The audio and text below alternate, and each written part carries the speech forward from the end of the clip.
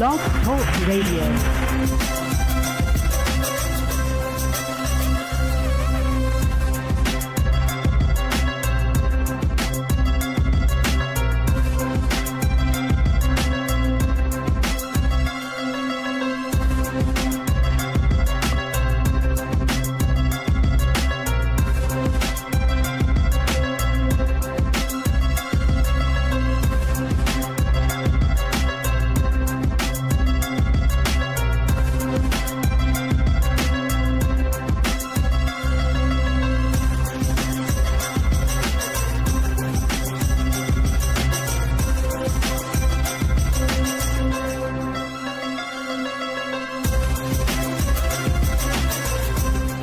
All right, this is King Bucho. Welcome to BDA Boxing, the Boxing Debate Arena prediction show. We're going to be taking your predictions. The phone lines are open, so don't be shy. Call in and give us your prediction. Now, guys, for the predictions, we're only going to be taking predictions for the Joshua versus Wallin fight and the Deontay Wilder versus Joseph Parker, because let's be honest, man, there's too many fights here and I can't write everything down. But you can give us your prediction just for Bivol or for the Baby Miller fight. It just won't be written down. Shout out to everybody in the chat. JumpTube, Harp, Janda, Some Rando, Dark Hado, Sean Anthony, Evan Deere, Hard Recoil, Warp Speed. Guys, welcome to the show. Let's get this party started. Hey, BDA, hold on. I'm going to call everybody else. So you're going to get kicked out there. Who else do we need here? We need Gonzalo. Fuck. Hey, BDA, you're going to have to call Gonzalo because I don't have his account. He has like 5 accounts. All right, guys. As you can see... Wait, what the hell? I'm calling L-Dog. Fuck that. We have Jimmy here. We have BDA. Who else? Recognize. No, he's not there. All right, Jimmy, let's start with you. Welcome to the show. And Saturday night, big fights.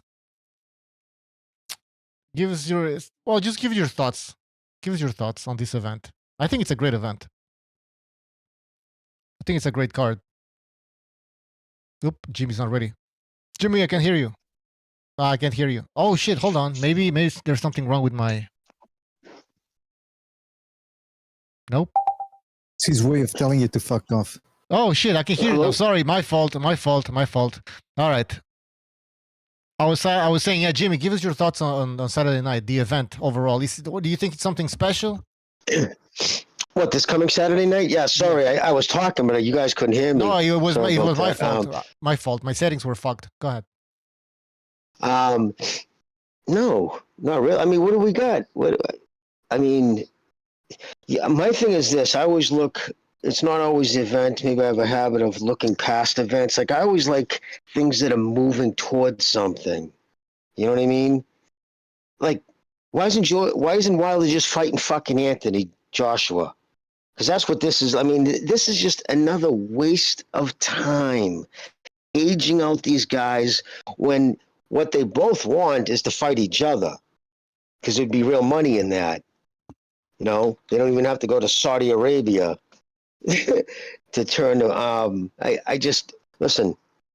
He could be a great guy, and I mean no disrespect to him personally, but fuck it. I would rather watch house paint dry than Joseph Parker box. Every time I've seen that dude fight. Literally, I'm like, fucking goddamn, I wish I didn't quit sniffing Adderall. No, I'm just kidding. But you know what I mean? Like, this motherfucker, he just boring. And I don't know, Wilder's 40 years old now. Joshua's getting old. Why aren't they should be fighting?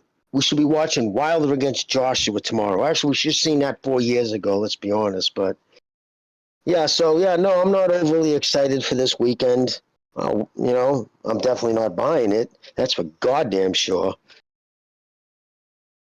Well, I'm buying it. I understand. I mean, if Wilder should be fighting Joshua at this point, that's true. Now, the rumors are that they're going to be fighting in March. So Yeah, no way. Well, come on, dude. You know that, dude. I'm not telling you anything you don't know. That's not going to you don't think happen. it's happening at That this fast point? of a turnaround. I mean, don't you? That'd be awesome if it did. I mean, that's old school. Fight 3 months, 4 months later. Quick camp, bang, you're in. Shitting me. We'd be lucky to see that by September of next year. No way. Come on. What would be stopping this fight? I mean, it's not like Wilder is fighting with Al Heyman anymore, the PBC, right? Yeah, well, you're right. You know what, Bucho? Actually, the fact that he is 40, he knows it's a time thing. Right. But Al is still his representative, though. He's still being represented by Al Heyman. He's not with the PBC and under Prime, but Al Heyman is still his advisor. Okay. So, which is never, Well, why you would know, be the? I a mean, I great don't. thing. Wouldn't Al Heyman want his 5% or whatever he gets? 15%? I don't know. 15. Yeah, 15. 15. Wow. Okay. So, and he's 40, right? Wilder is 40. So why not just make the fight? I don't know. I think they're still trying to see where Joshua goes. Like, I don't know. I mean, to be honest with you, like you said it too, I believe. You thought Joshua looked. I thought Joshua looked pretty good against Usyk. It's not good. It's not hard. It's not easy to look good against him. I thought he put some pressure on. I thought he looked better in the second fight. He should have been happy with that.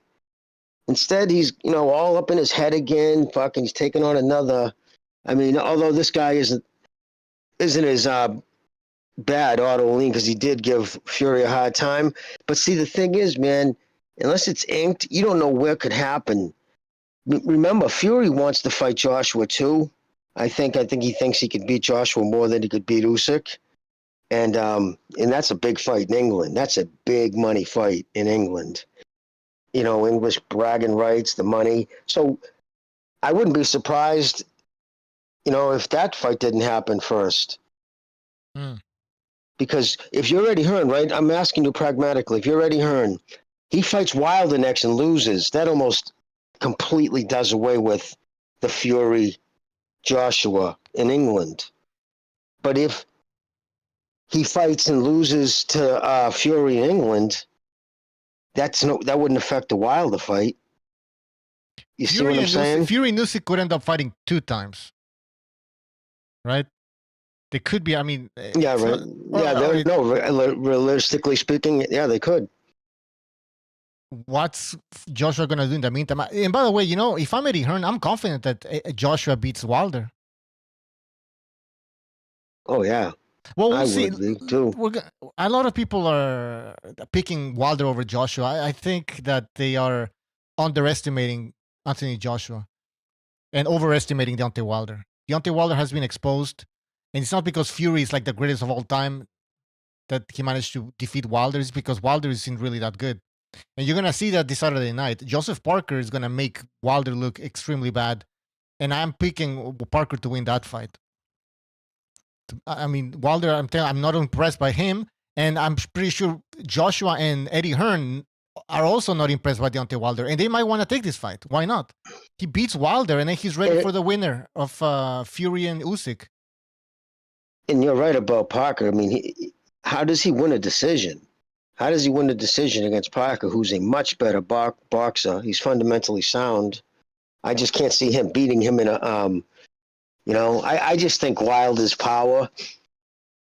I mean, listen, it looked good knocking out all those hand-picked opponents, but the second he stepped up the competition, exactly, I mean, we saw what happened. He couldn't stop Fury, so I don't understand why people think he's going to fold Joshua. Joshua's got just as quick, if not quicker, feet as Fury. Fury's a little more talented, like with the head movement. But Joshua's got faster hands, throws straight punches. I mean, just go look at Wilder's shit. You know what I mean? Look at his knockouts.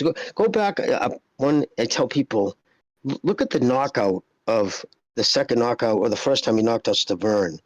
The way he threw those punches, it's insane. Looks like somebody in a parking lot. He's never fucking been taught to throw a punch properly. I can't believe it didn't shatter his hand on that right he hit him with. Just the way he threw it. Almost a total hammer Still, punch. It's just Jimmy. Wilder was right now doing the open workout in Saudi Arabia. I know it's an open workout, and you go easy on the pads, on the mitts, but he looked terrible. Like, I know he was kind of joking around. He was like doing a 360. He throws a 1-2, then he spins and turns, and I'm like, what are you doing? Like, there's no technique behind anything you're doing right now. I'm certain that he's gonna lose against Joseph Parker. I'm saying it right now, people. Everybody listening, look at my prediction right now. It says Joseph Parker stops Wilder in the 11th, or it goes to a decision, but he might get robbed. But there's no way Wilder can outbox Parker, and I don't think he's gonna be able to land the right hand. Now, if you look at Wilder's last performances, Jimmy, every time if you analyze the knockouts, it's usually Wilder's opponents that are making big mistakes. For example, Luis Ortiz in that second fight, he's winning the fight. Ortiz was winning the fight. All of a sudden, he makes a stupid mistake. He stands right in front of Wilder, not moving his head mid-range. And then, of course, he got caught. He didn't see that punch coming. He's like 50 years old or something also. And so you just got to be careful from the right hand. You just got to be careful. But it's nothing out of this world. It's just that these idiots make stupid telegraphs mistakes. it, I think. He doesn't even set it up, Jimmy. Are you fucking kidding me? He doesn't even set it up. Nope. He just throws it. How can he land? Oh, but how come he landed the right hand? An out of shape Fury in that third fight, he was in terrible shape. It looked like he didn't even train. And they even said after the fact that he had a terrible training camp. He left 2 separate times. You don't leave training camps. Went home for a week, comes back. He was breathing through his mouth in the 4th. They both were. You can't fight as infrequently as Wilder's got 1 round in essence, since that third Fury fight. 1 round. So it's 2 years, a year and a half, I don't know. It's just 40 years old. Your timing is going to be way off. He's going to be throwing a punch from way far out. Parker's been fighting regularly, too.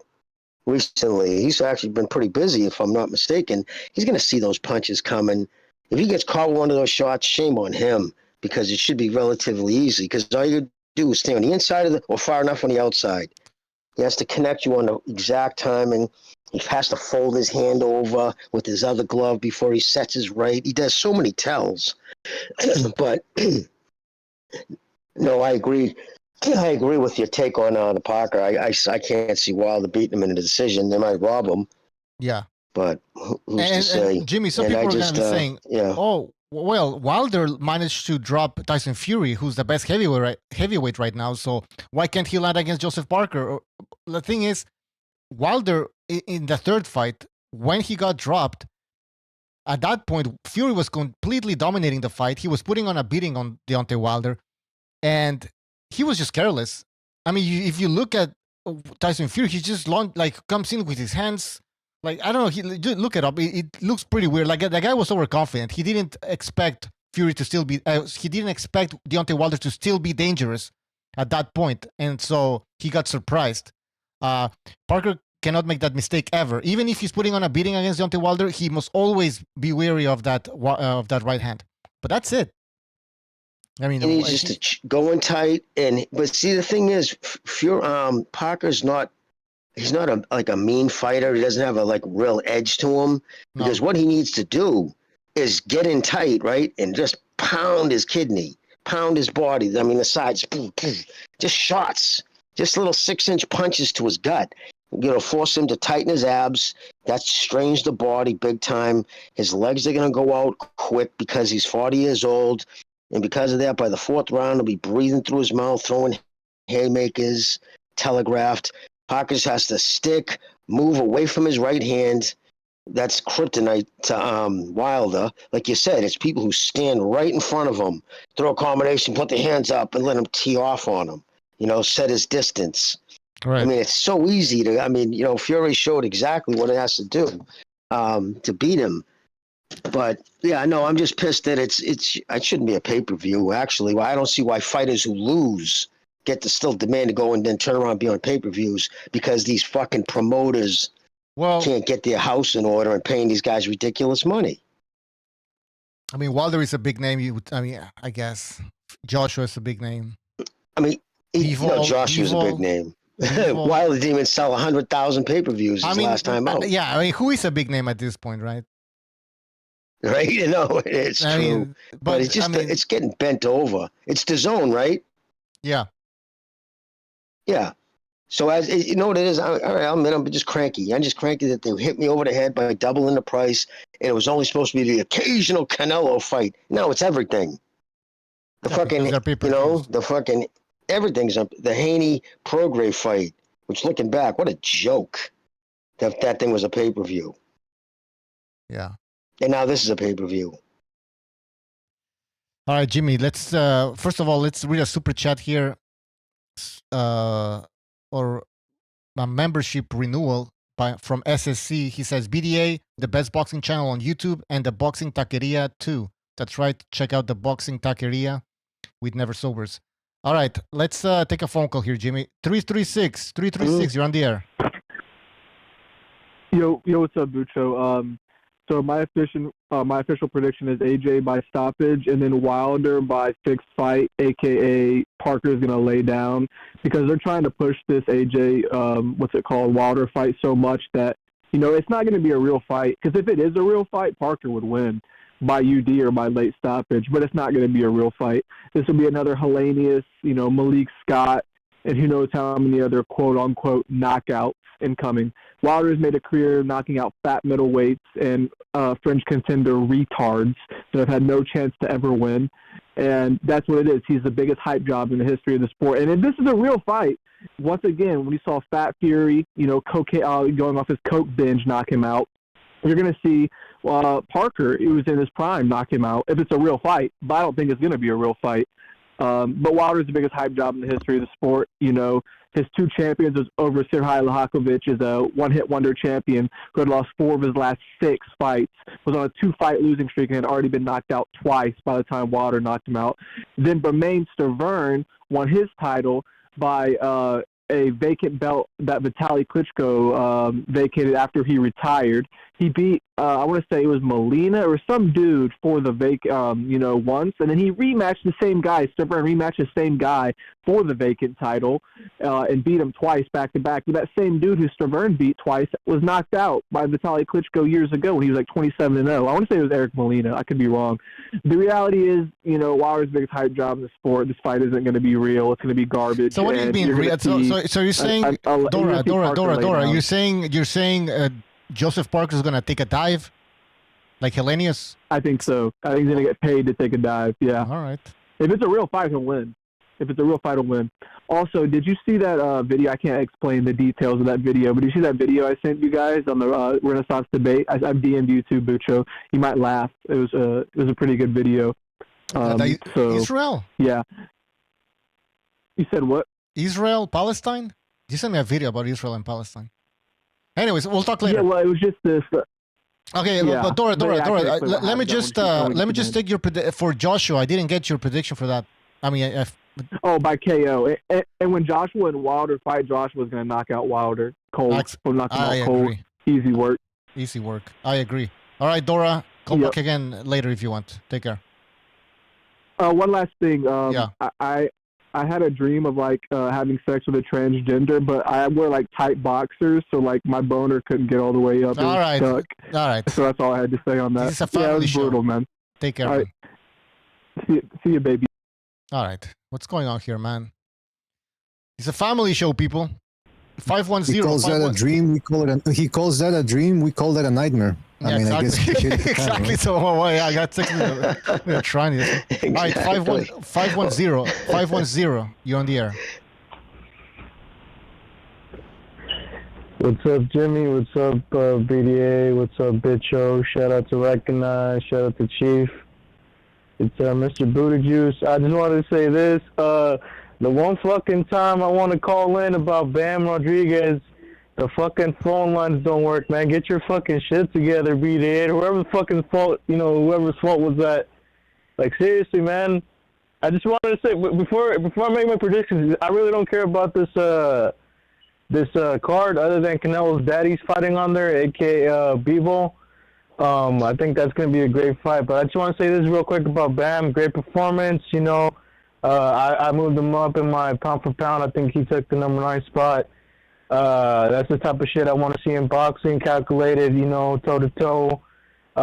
Exceptional skills displayed. So great performance once again, Bam. Let's fucking go. Hopefully, Bivol also takes it home. I don't care about any of the other fights. I don't care about Wilder, Joshua. My only real opinion on them really is hopefully they fight in the future. They should fought already 3 years ago. They should stop being bitches. Other than that, yeah, I just want to make my prediction for Bivol. I think Bivol is it's gonna be a 12-round dominating decision, unanimous decision. I mean, there's a possibility he knocks the kid out, but I really don't know much about the guy, so I can't really say, you know, in any way definitively that he's gonna knock the guy out or even hit him, you know, a technical knockout or whatever. Right. So we'll see what happens. Yeah, but yeah, hopefully, yeah. I'm looking forward to see Bivol perform.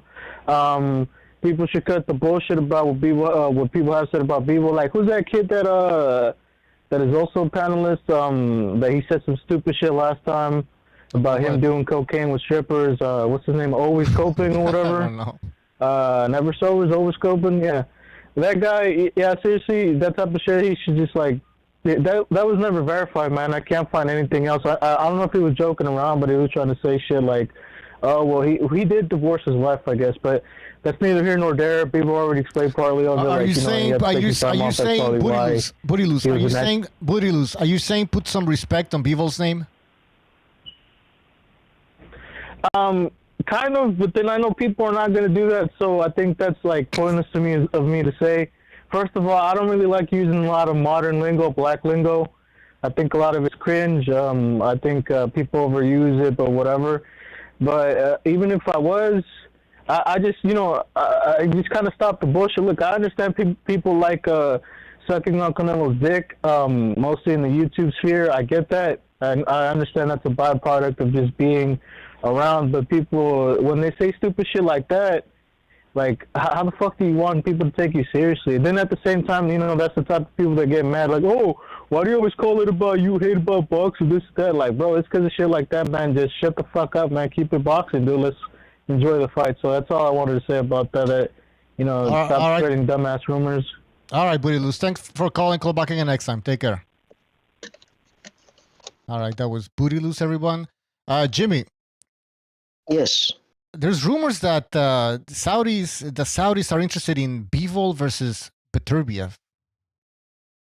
So. Oh yeah, I would think that's the fight should be made. Another black eye of the sport that fight hasn't been made.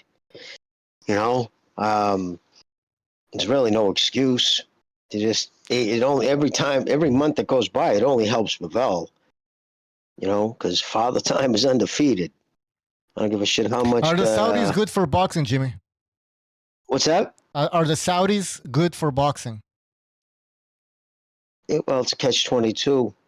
Two things can be right. I mean, they're good because if somebody's there to put up the money, but at the same token, it kind of tells you the state of the sport that now we're having to, you know, send it over to Middle East to get the money, and it's also put behind a paywall. That doesn't help. It's not going to have many eyes on it. It's just...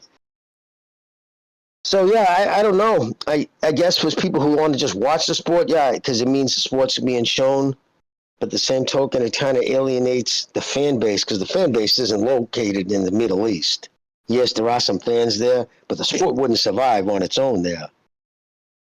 So yeah, no, I mean, not completely on its... I mean, yeah, if you have all the fights in Saudi Arabia, I guess maybe that wouldn't help the viewership or the growth of the sport in North America. But I mean, I don't think that's going to happen because we still have some boxers that attract respectable, sizable crowd in North America, and they don't have to go to Saudi Arabia. But some of these fights that never get made, like Bivol versus Beterbiev, I mean, this is where the Saudis can step in and make it happen. You know? Yeah, I think when it comes to, it's gonna. I know Bob Arum. I think did he recently do something in the Middle East? He might have, I'm but not sure. I don't know. There's something there. Hmm. I believe that. I believe he's not gonna, trip over himself to do business over there. It is what it is. I don't know, really. The jury's still out on it, I'm glad that someone's willing to put up the money. But here's the problem. Every time they find another knucklehead who's willing to overpay for something that doesn't deserve to be there, who ends up paying for it? We do. The people who are willing to buy the fights. Like, these fights should not be behind a paywall. And again, it isn't even about the money to a certain degree. Of course it is, but it's just sport's dying. The sport, like everything. I don't give a fuck if it's selling lemonade stands, man. You're either growing or you're dying in business. And this is the entertainment business. And every decision they're making is the wrong one as far as the growth of the sport. And this has been said for 20 years. This isn't something like the sport doesn't know. They were saying this shit in 2005. In 1995, I remember saying this isn't a good thing, though, because you start putting all they would say back then, you don't see this in any other sport, that, the NBA Finals, the Super Bowl, World Series, Stanley Cup, that's not behind a paywall. No. And you know what I mean? So we're doing that to a sport that's already become niche. But everything we're doing is just isolating the sport and suffocating it. And I know I sound like a broken record. It's only because long years after I'm turned to dust, I would still like to see this sport. No, I won't see it, but I'd still hope this sport would be huge. It just is sad Jimmy, to think the sport would someday not be what it was. Is this a good first step? Because like you mentioned, like you said, and I agree, like Wilder and Fury should be fighting. Sorry, Wilder and Fury. Wilder and Joshua should be fighting this Saturday. They're not. However, they're still in the same undercard. So, and then we have other competitive fights where, like, Joshua Wilder, I think is a competitive fight. Sorry, Joshua Wilder. What am I saying? Parker and Wilder is a competitive fight. Then you have Bivol fighting. That's a big name. You have that cruiserweight. Who's he fighting again? I totally forgot. I don't even know who's fighting. That's the thing. Okay, can I just say, I hope he. Oh, thank you. I would like to see that. I would like someone to say, dude, lose a round or two, right? But try to stop this guy. Don't go out there and try to pitch a shutout. This isn't fucking, amateur boxing. He just isn't doing himself, his name, or brand any favors. You know what I mean? Does anybody really want to see him just dominate another guy for 12 rounds? No, right? But Jimmy, lose a round. Jimmy, I think this event is leading up to something bigger. Now, maybe I'm being too naive, but it's possible. I mean, you have Fury. I keep saying fucking Fury. Joshua and Wilder in the same card, and there's rumors that they're gonna fight in March. Maybe yes, maybe not, but it would make sense because they're fighting in the same undercard. Then you have Bivol fighting in this undercard, and there's rumors now that Saudis are interested in him fighting with Turbiev. You have also Baby Miller and Baby Miller and Dubois fighting. So I don't know. To me, it seems like this is the first step into something big.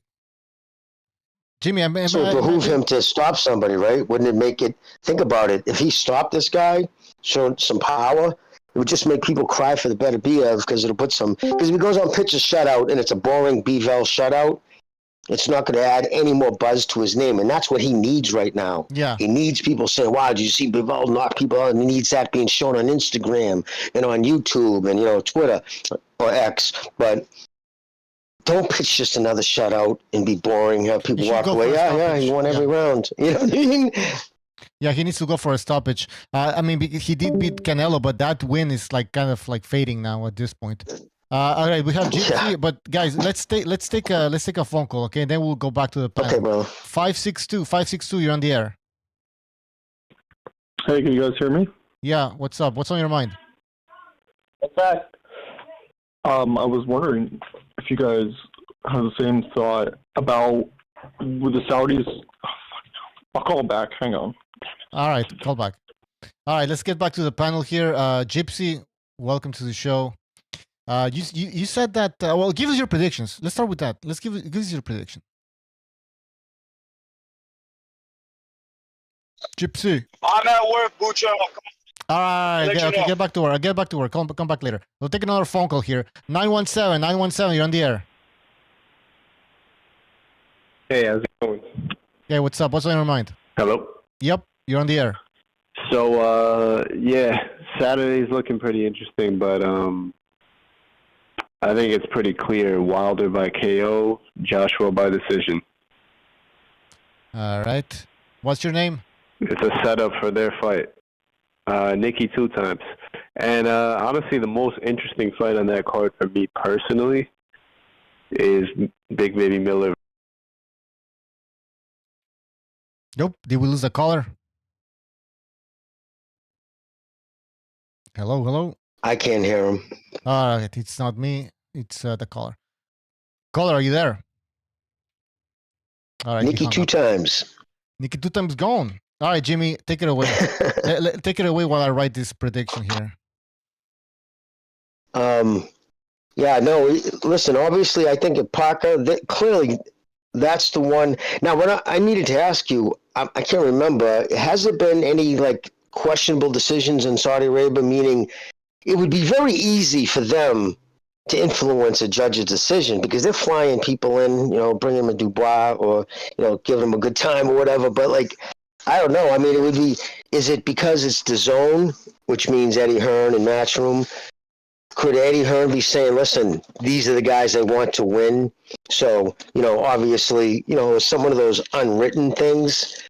But like the callers are saying, if that's the fight they really want, does Parker have to, like, really beat Wilder? Is it even close? Because if it's everybody kind of agrees that Wilder, say Parker wins 7-5. Which I can't see how we could lose 5 rounds to Wilder. But say that happens. Okay, say it's close. Yeah. Right? But people agree it was definitely a shady, questionable decision, meaning they give it to Wilder. Then that negates for me. It'll be like, okay, so not only is on the other side of the planet, but they're fucking tossing fights there too. They're giving it to the fighter they want to win, or the promotion wants to win, because that's, like you said, that's clearly the fight they want to make next. I mean, does anybody really calling for a fucking Joshua Parker rematch? Please. Nobody's calling for that Jimmy, shit. So obviously they don't want him to win. Money talks. Saudi Arabia is no different. They're going to be fixing fights. Decisions. Yeah. They're gonna. Yeah, you're right. Of course. But, that's definitely, if he goes to a decision, Wilder's going to win it. They want, I really do think they want to make this fight. Wilder has no upside at this point, very little upside at this point. He's 38. What are you going to do with this guy? No, exactly. He's going to make his move now. Yeah. Can I just say it's, on a side note, how hilarious it is listening to Wilder talk about the potential Joshua fight. It never ceases to amaze me how they'll just sit and just completely spew bullshit. He just goes on, he tells whoever he's talking, listen, like, he's trying to put a spin like he's been chasing this fight all along. When out of his own mouth, he admitted he gave Fury an opportunity he didn't earn or deserve. Oh, yeah. He chose Fury instead of fighting Joshua. He turned down first a $50 million, then a 123-fight deal. It was him, his own guy. Finkel admitted they're the ones who walked away from the deal. So for him now to try to put a spin that, you would think Joshua would come out, post some receipts and talk more. Maybe I think he just doesn't give a fuck, or he just doesn't care. But I think he's retarded, Jimmy. It's just amazing. Jimmy, I think Wilder's retarded. I heard a few weeks ago, 2 weeks ago, a week ago, he brought up the loaded gloves thing again, that Fury cheated again. Like, this guy doesn't... constantly. What is he hasn't got off that. I don't even think he knows what he's saying. And so, yeah, Jimmy, I wouldn't really put a lot of thought into, what he says, because the guy is obviously not...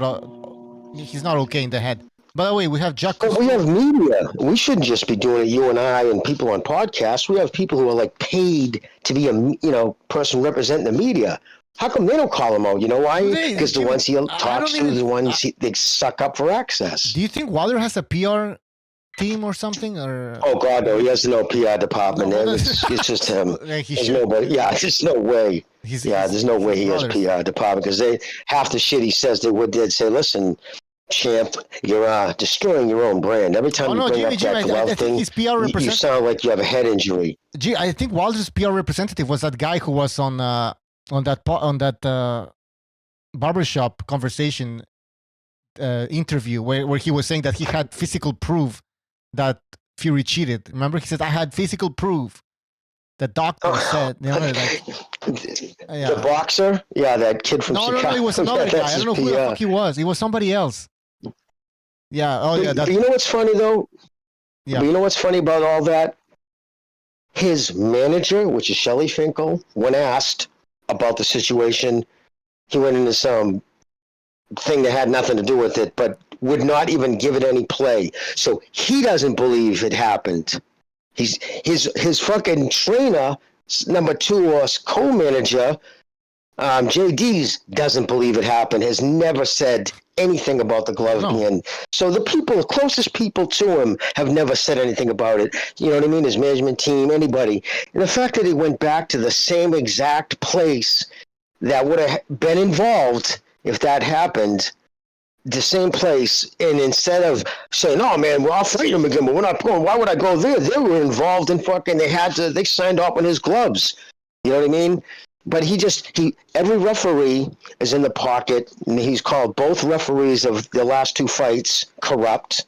You know what I mean? So it's just, there was a time, man, you couldn't say that about it. Even a referee, I don't believe back in the day, they probably would have fined you or something. Like in any other sport, if you were to say that, if you were in the NFL and you said that about a referee or NBA or even definitely Major League Baseball, they'll fine the shit out of you. Because it takes away from the integrity of the like game. They don't let coaches after games, badmouth referees. But he just says these things. The referees were in on it. The commission was no good. Why didn't the commission? Why didn't the Nevada Commission come out and just blast him? Well, Jim, exactly. It's defamation, basically, right? I mean, you're saying that these guys are are doing criminal activities. And by the way, how come they tried to kill him? Yeah. If you put an egg weight in a glove, they turn it essentially into a blackjack, an egg weight, and you're bashing a man over the head with it. You're trying to end his life. That's a felonious, aggravated assault. And being punched with a glove on 1,000 times, you know how fast you would notice? Like, bing, all of a sudden that thing hit you in the head, you would have been grabbing his head. But what the fuck did you just hit me with? Nothing. And all of a sudden, then at the end of the fight, what's something in his glove? The weight, I was drugged. I mean, he defamed everybody from trainers to the fucking commission, and then sat there with headphones on so we would have to answer any questions at the fucking press conference because he couldn't stand his lies being repeated to him because everybody, I don't care who you are, is something inherent in part of you. I don't care how evil you are. You don't like to lie. It's embarrassing. And when everybody knows you're lying, you don't want them definitely spoken back to you. So that's the reason why he walked with those fucking Bose headphones on, because he didn't want anybody asking him about him. Jimmy, in the chat, Jimmy, in the chat, Bentley Sports is saying hating on black fighters is trending. Really? Yeah, isn't it? Is that what it is? Hey, great take. Because you know what that comes from, Mr. Buccio? Because he can't defend a single talking point with reasonable evidence or intelligence. So I'm going to pull the race card. Really, dude? Really? You must be a real success in life. Fuck, I am so sick of this, dude. Because he's not getting to me, but that shit right there, why I avoid Twitter like the plague, it's just gross. Let's take a phone call here. Yeah. Why doesn't he call in? Explain how we're being racists. Exactly. The phones are open, people. Call in. 562, you're on the air. Yo, 562, you're on the air. All right, fix your phone. I'm going to put you on mute, and I'm going to get back to you. I'm going to take another phone call here. 470, you're on the air. 470. Oh, don't tell me fucking Block Talk is fucked up again. 470, you're on the air. Fuck. I don't know what's going on here. It's not my end, because everything's the same. I didn't shit. All right, let's take another phone call here. 562, you're on the air. 562. Yo. Let me check everything. Everything's working here. Everything all right? Well, I don't know. Maybe they're not ready. but it's the two guys are going in. Yeah, no, I wish that dude would call in. I'd let him speak his piece. Yo, It's just bizarre because if that was a white fighter who did that or was saying that stuff, white people, including myself, would be bashing the shit out of him. If it was a Mexican, you and BDA would be bashing the shit out of him. Jimmy, forget It's just about it. It's just a crazy guy. It's not I know, but they just try to, like, don't use that as a shield. no. Okay? It's embarrassing.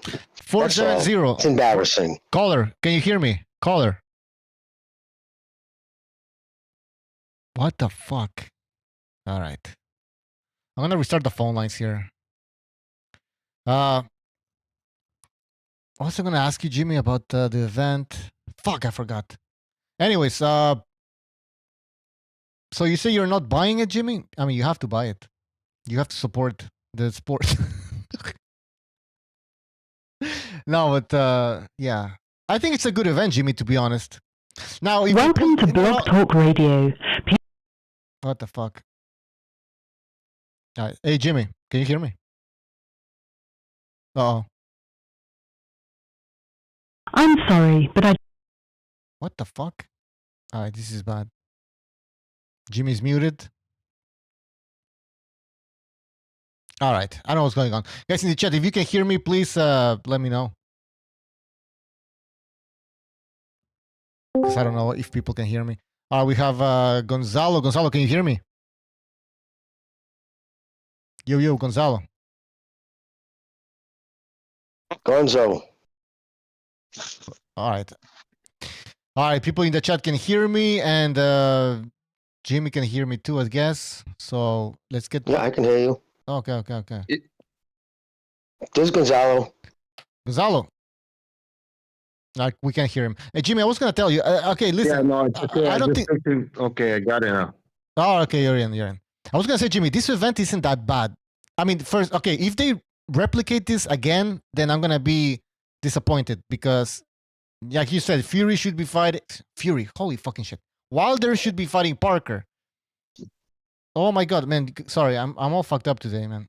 Parker? I know, well, you know what it is? You need a producer. You're being a panelist and having to do all the technical stuff. I don't envy that at all. I'm trying to... I don't know how you focus. I can't fucking multitask. Hard to focus. I can't multitask. All right, let me stop this and then talk. But yeah, Fury fighting Joshua should be happening is what you're saying. I know. Should be happening. Now, and I'm just being a curmudgeon. No. I know Jimmy. This is my point of view. Now, I'm going to let this pass.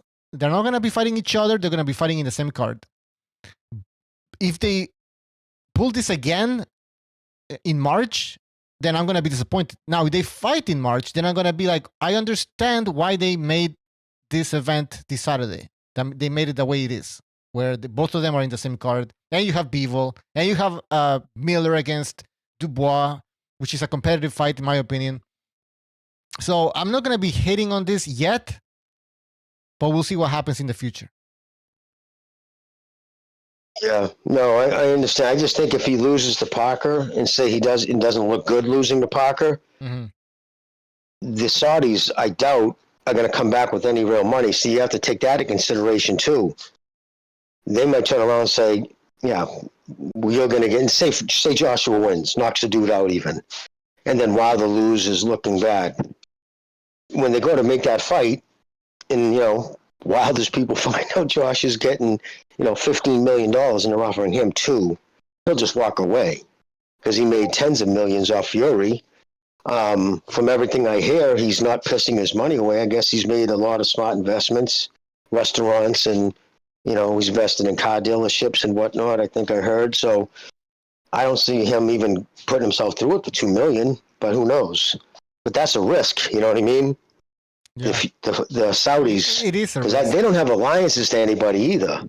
Remember, they made that fight not happen already because they pulled the money out. The Joshua Wilder fight was the one on the books, remember? But it was after the Wilder Hellenius fight, and he didn't even sell 100,000. Next, they withdrew the money off the table. That's what happened because they were offering a ton of money, and they saw that he wasn't selling at home. That's true. Well, I mean, but the Saudis have the money, and they can experiment with this type of events where I mean, they really have a lot of names in there. I know if you look at the pay-per-view numbers and viewership, it doesn't look that impressive with some of these fighters, but they are big names. Again, Wilder, Joshua, Bivol, Parker is well known. And then you have competitive fights with Miller and Dubois, and even you have that cruiserweight that everybody's talking about, Opetai. I think that's his name. So the card it's pretty good for. Are they feeding him a no hoper? He's fighting a guy from England. I'm not sure if he's how good he is. So yeah. See, the thing is, you could have a lot of recognizable names to your point, but if they're all fighting no hopers or people that they're going to be like, if it's one of those cards, you can pretty much pick right down the middle and you win. Like, this one's going to win, this one, and it all happens kind of how you say. Then it really was what it was. Or if they all go off exactly like how Vegas predicts, you know what I mean? That's never good. I just want to see more competitive fights. So, but yes, as far as fights go, yes, you're right. This is pretty loaded. I mean, there's been pay-per-views with a whole lot less. Exactly. That's for damn sure. For boxing, this is pretty good. Could it be better? Of course, it could be better. It could be like one of those UFC cards that are fucking loaded. This one is not. It has some big names. There's some competitive fights. Others are not competitive, like Bivol against this other guy. Everybody's saying that it's not a competitive fight. Opetai, I'm not sure if it's competitive. But the other three fights, the Joshua against Wallin, the Wilder Parker, and the Dubois against Miller, those are three competitive fights, three heavyweight competitive fights. So, again, I want to see how this goes, and I want to see. I think Miller's going to beat Joe. Right, and what the next event is going to be like. What the next Saudi event is going to be like. By the way, I'm opening the phone lines, guys, so give me 2 seconds. And by the way, we have Never Sobers. Take it away.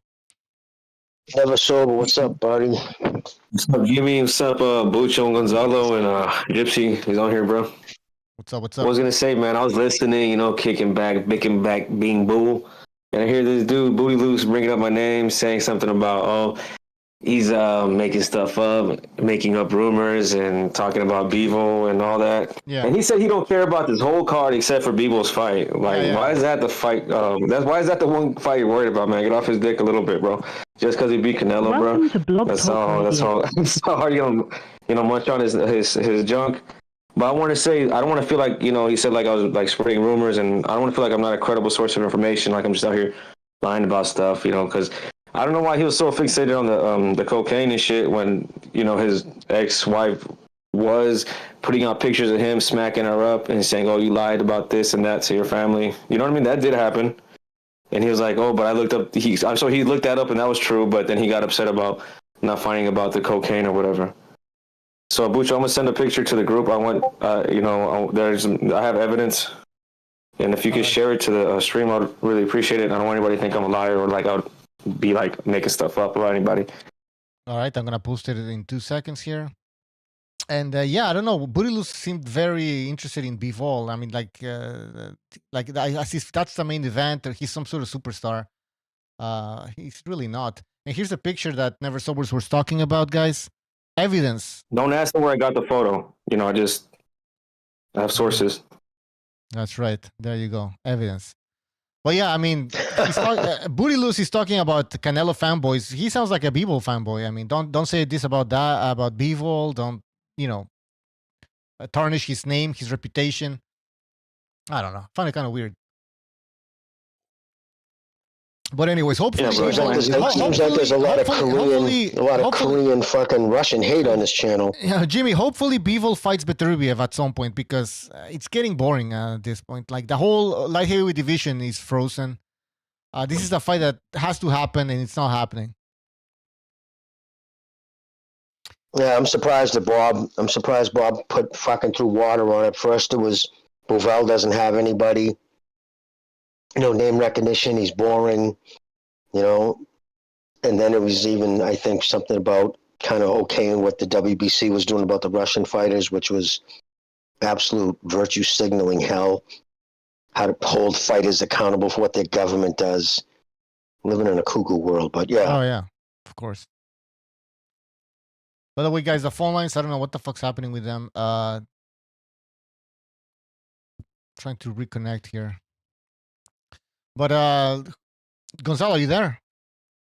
Guns. All right, we don't have Gonzalo. Gypsy's working. Gonzalo, are you there, brother? No, he's muted. Yeah, I'm here. I'm just got peanut butter on my hands. Here, my hands with peanut butter. All right, jump in when you can. Just let us know. Yeah, just make a coffee and stuff like that. All right. All right, let's get Never Sobers in here if you can. Never Sobers. Give us your What's thoughts up? on give us your thoughts on this card. Do you like it? Do you get a UFC vibe a little bit with some of the names in it? Like it's a bit not loaded. Yeah. Yeah, I think it's a good card. I think it's one of the better cards that we had this year. There is a good amount. It's a bunch of heavyweights, so you're guaranteed to catch at least 1 or 2 knockouts. I don't think all these fights are going to go to decision.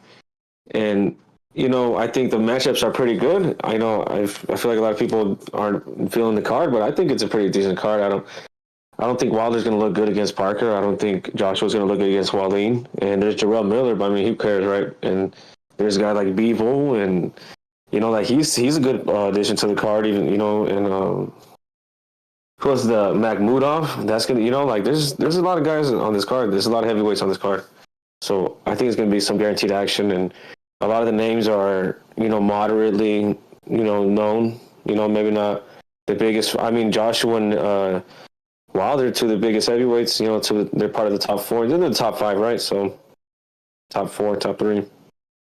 Exactly. So, I don't think this is a bad card, bro. And they're trying to guarantee them the fight that was supposed to happen, 4 years ago between Joshua and Wilder. That's the only thing about this card that makes me want to poo-poo a little bit. Like, the guys are already pretty much signed to fight each other. So you can just assume that Parker and Wallin are going to lay down. Or they're not going to get a fair shake, at the very least. Mm-hmm.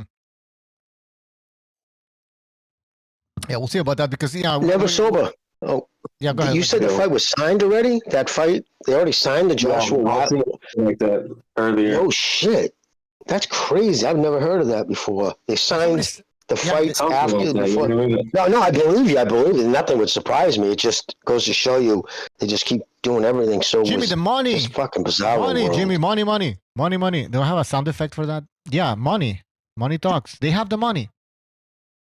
Hadouken! Yeah, they have money, Jimmy. These people are loaded with oil money. They have to spend it somewhere. And by the way, Saudi Arabia, these people are trying to diversify their fucking economy because it's all based on fucking oil. And I think they kind of realize. Yeah, they're running dry some of those countries. Actually, they're starting to get into critical areas, so they need like Qatar. I think Qatar is running out of oil.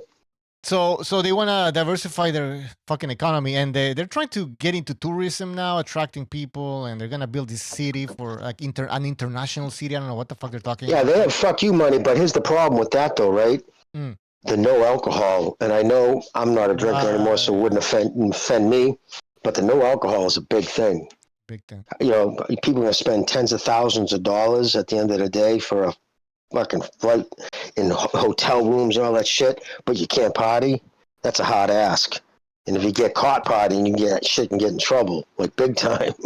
It's gonna be hard getting those British fans over there with no drinking. I mean, seriously. Right?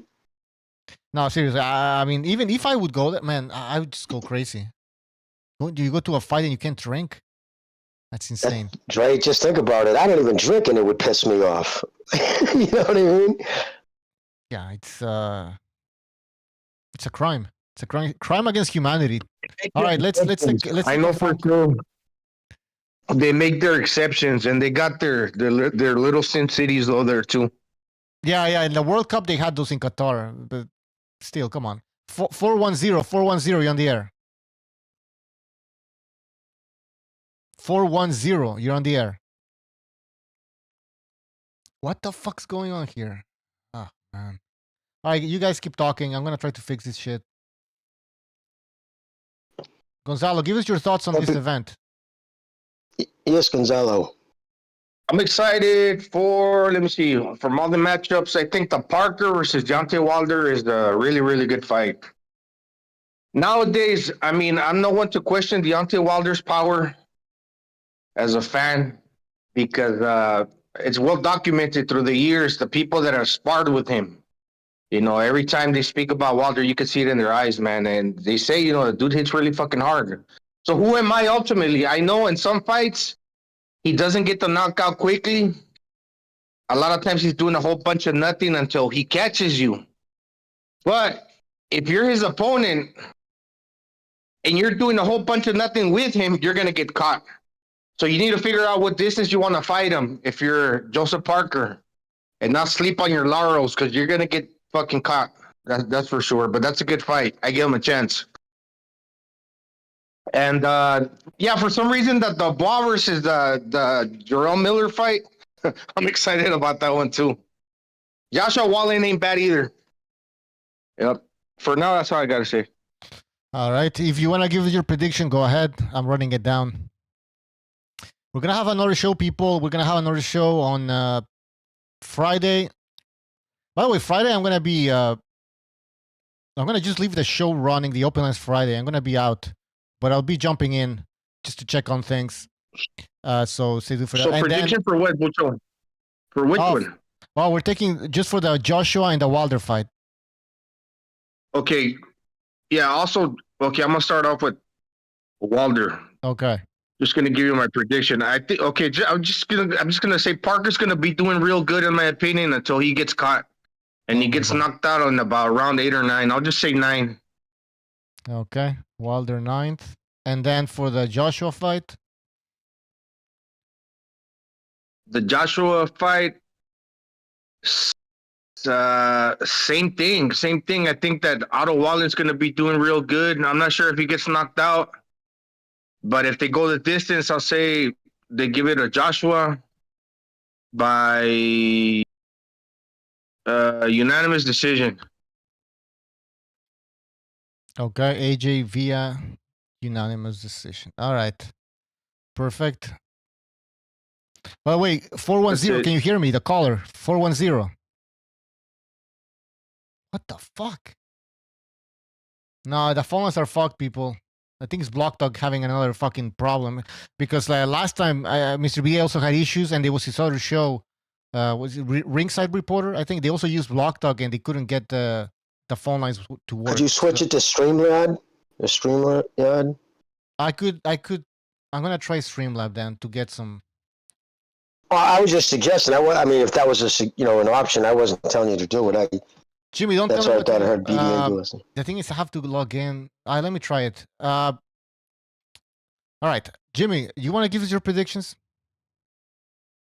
Yeah.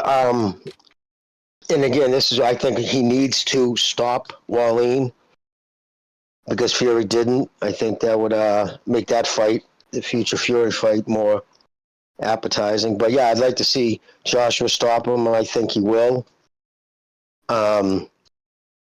Parker, I don't know, man. I think he has the ability to go all 12 with him, but we're in a country that, I mean, like you said, they have fuck you money, and if that's the fight, if that fight's already been signed, right? Mm-hmm. The Wilder Joshua fight, mm-hmm. Then wouldn't it, behoove the guys who paid for it to pay Parker? Hey, if you go out, give you fucking $5 million, because like you said, they got fuck you money. An extra $5 million to them. I mean, shit, that's like you and me dropping change on the floor while we're tipping. That don't mean nothing to them. So if they grease him like that, your age, couple of $3 million up your way. If you lose, you go out in a knockout to pump up that fucking Wilder fight to bring more interest. It's just an investment on their future pay-per-view. That's the reason why most fights aren't paid, signed like that, because it leaves, obvious rooms for that type of shit. But anyways, that's my take. Yeah, all right. So you saying Wilder decision? Hello? Yeah, Jimmy, can you hear me? Oh, yeah, no, I believe it's going to be Wilder. I believe it'll be Wilder. Robbery. Through any means necessary, whether it's robbery or Parker puts himself in a position to get knocked out. Because now that I find out that fight has been signed, they want him to win. And I believe they'll pay him millions to have his ass go down. It's seen like on the reach out on Twitter, bro. I'll take it. You know what I mean? It's not God. Yeah, exactly, dude. No, I understand. Yeah. But all right, but the fact that it's clearly everybody's been talking about it, and I do believe that's the fight. Like Bucho said, they want to make next, so they're going that hard at it. I sound like Gypsy, my boy with the conspiracy, but don't be surprised if he goes out on a punch. You say, "Geez, did that really connect?" Put it this way: if he does go out on a punch and it wasn't a clear snapping his head back, fucking jaw-shattering punch, it was something you'd say, "Huh, did that really connect? That good to put him out for 10 seconds?" That's when I'm like, "Yep, okay." They greased him to make that Joshua Wilder fight. But So Jimmy, why would he do that? Why would he do that? Why would he throw the fight? Well, honestly, Parker cash because it's in Saudi Arabia. Come on, Jay, but wouldn't he get more cash if he won the fight? No, because he's fucking old and got nothing going on. Who, if he was 29, listen, I understand where you're going with that. I recognize, right? I'm mocking Bucho. No. I totally understand where you're going with that because it makes me question if a fighter's still young, right, and hasn't, looking forward to becoming a world champion still. It sets his career so far back. You question that. I believe everybody's willing to take a bribe, but it has to be worth what they're giving up. What's Parker really giving up? Does anybody think he's going to become a world champion and hold that belt for long? Even if, say, he does become world champion, right? Seriously, even if he does become world champion, would he make enough money to even compete with whatever bribe they give him? What's that, buddy? If he comes to win, it could be a problem for Wilder. Of course. Bucho and I said the same thing. Yeah. He only got really beat up. He only really got beat up against Joe Joyce. And correct me if I'm wrong, there wasn't that much on the line for that. So he looked lackadaisical in that fight. Like, I've never seen him look like that. And maybe props to Joe Joyce. You know what I'm saying? Give him props. No, all right. So two things. First of all, I think that if there's a robbery, it's the judge's Joseph Parker. Now, if he throws the fight, I think it's going to be evident that he's going to be throwing the fight. As if, like, for example, that Malik Scott, even Helenius, that might have been fixed because, Wilder barely touched the guy. Like, he didn't even get a full extension on that arm. He just tapped him on the nose, and the guy fucking fell. So that looked kind of fake. That was absolutely thrown. You don't understand the Shango Warrior strength. That's the problem with you. The Shango Warrior strength is real. The legendary Shango Warrior. And I misspoke too. I just want to say I said Parker was like 39. I forgot he's in his early 30s, maybe even like 30, 31 years old. But I just don't think he has what it takes to become a world champion. I think honestly, a $5 million check, and this is just me talking off the top of my head, is more than he could possibly make in any other really fashion. It's my opinion. So I wouldn't be surprised if he gets knocked out if it doesn't look 100% above board, especially if they're pushing that other fight so hard. Yeah. By the way, guys in the chat, we're getting a message here from Block Talk. It says we are currently experiencing an issue with our live system, blah, blah, blah. So phone calls are dead. Phone calls are gone. We're going to try what Jimmy said, the StreamYard.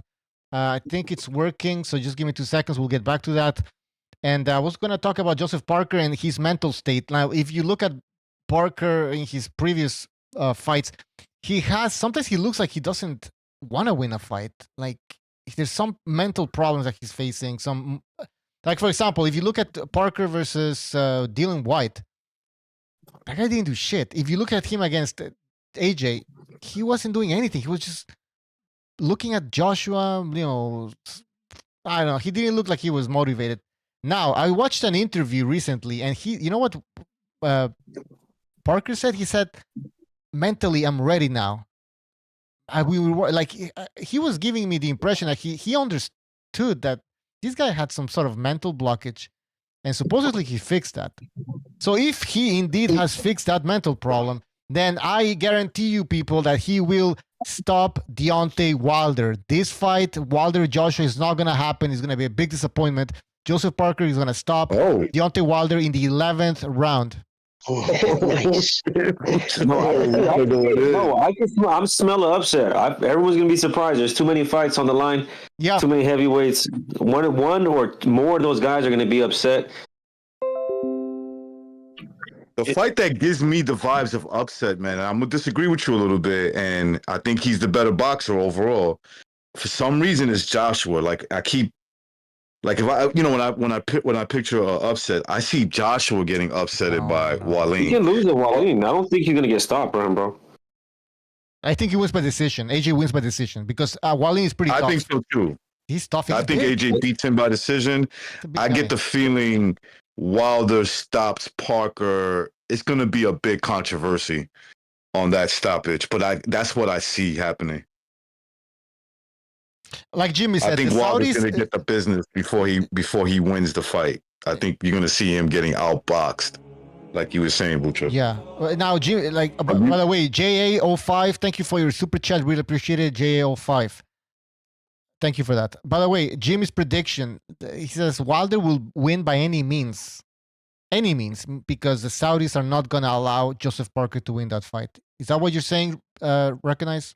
Yeah, because I don't believe Wilder can outbox Parker. He's 31 years old. He's been pretty regular. So I think they're going to give him a gift decision, or there's going to be some fucking serious. Oh no, that punch really caught me. What are you saying? You know what I mean? But yeah, I was gonna say Jimmy was trying to say that Wilder's got that dog, and that's what he means by it being necessary. You know, but we've only seen Wilder win a fight on the scorecard once, and that was against that was fucking like almost 10 years ago. Steve Earn, yeah. You know? So he only wins by knockout. I think he gets outboxed too thoroughly. That unless he scored. Okay, if let's say he gets outboxed the way he did against Fury the first fight, right? But he gets 2 knockdowns against Parker, I think he gets the nod in Saudi Arabia, because they're gonna want that fight with AJ, especially AJ wins that fight, he beats Wallin. They're gonna make that. I think if one of them get upset, I think they still go ahead with the fight. That's happened before. I don't know, man. I don't think so, man. But you remember, Bucho, you remember what happened with Floyd Mayweather and Zab Judah? He goes and fights Carlos Baldomir, and fucking Baldomir came to win and beats him. Yeah, they tried to pull that off with Canelo Cotto as well. After Cotto lost to Austin Trout, De La Hoya still wanted to make Canelo Cotto, and I think Canelo was the one that I want to fight Trout. Trout just beat Cotto, and they went on to make that fight. So yeah, they try to push this stupid fight sometimes, even though there's an upset.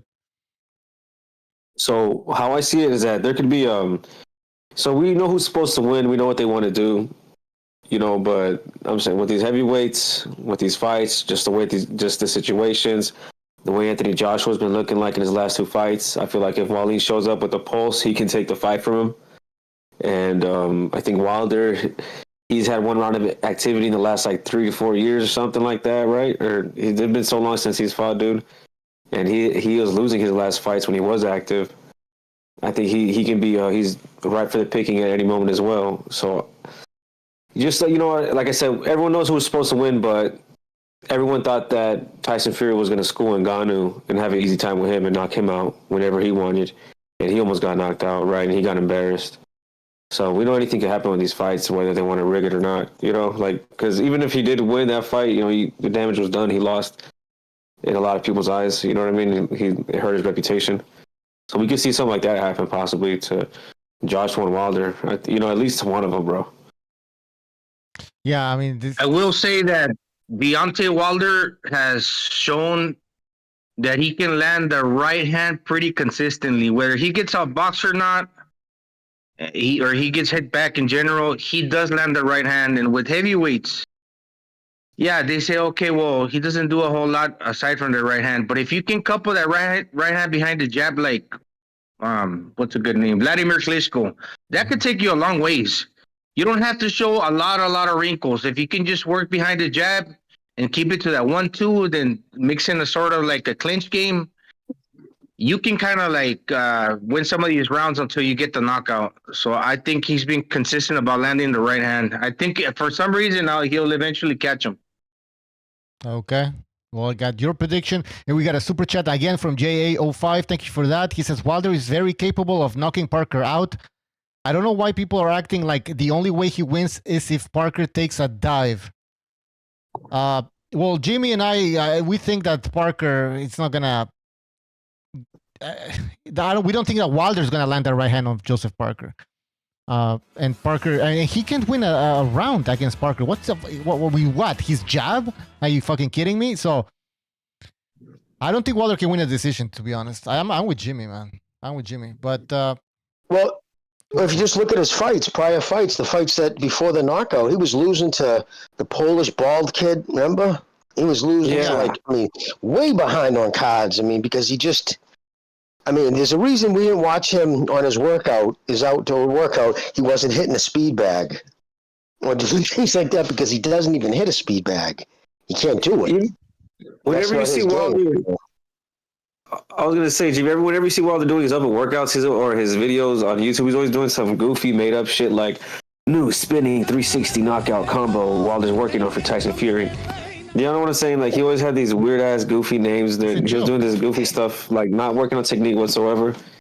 It's like a little gimmick game.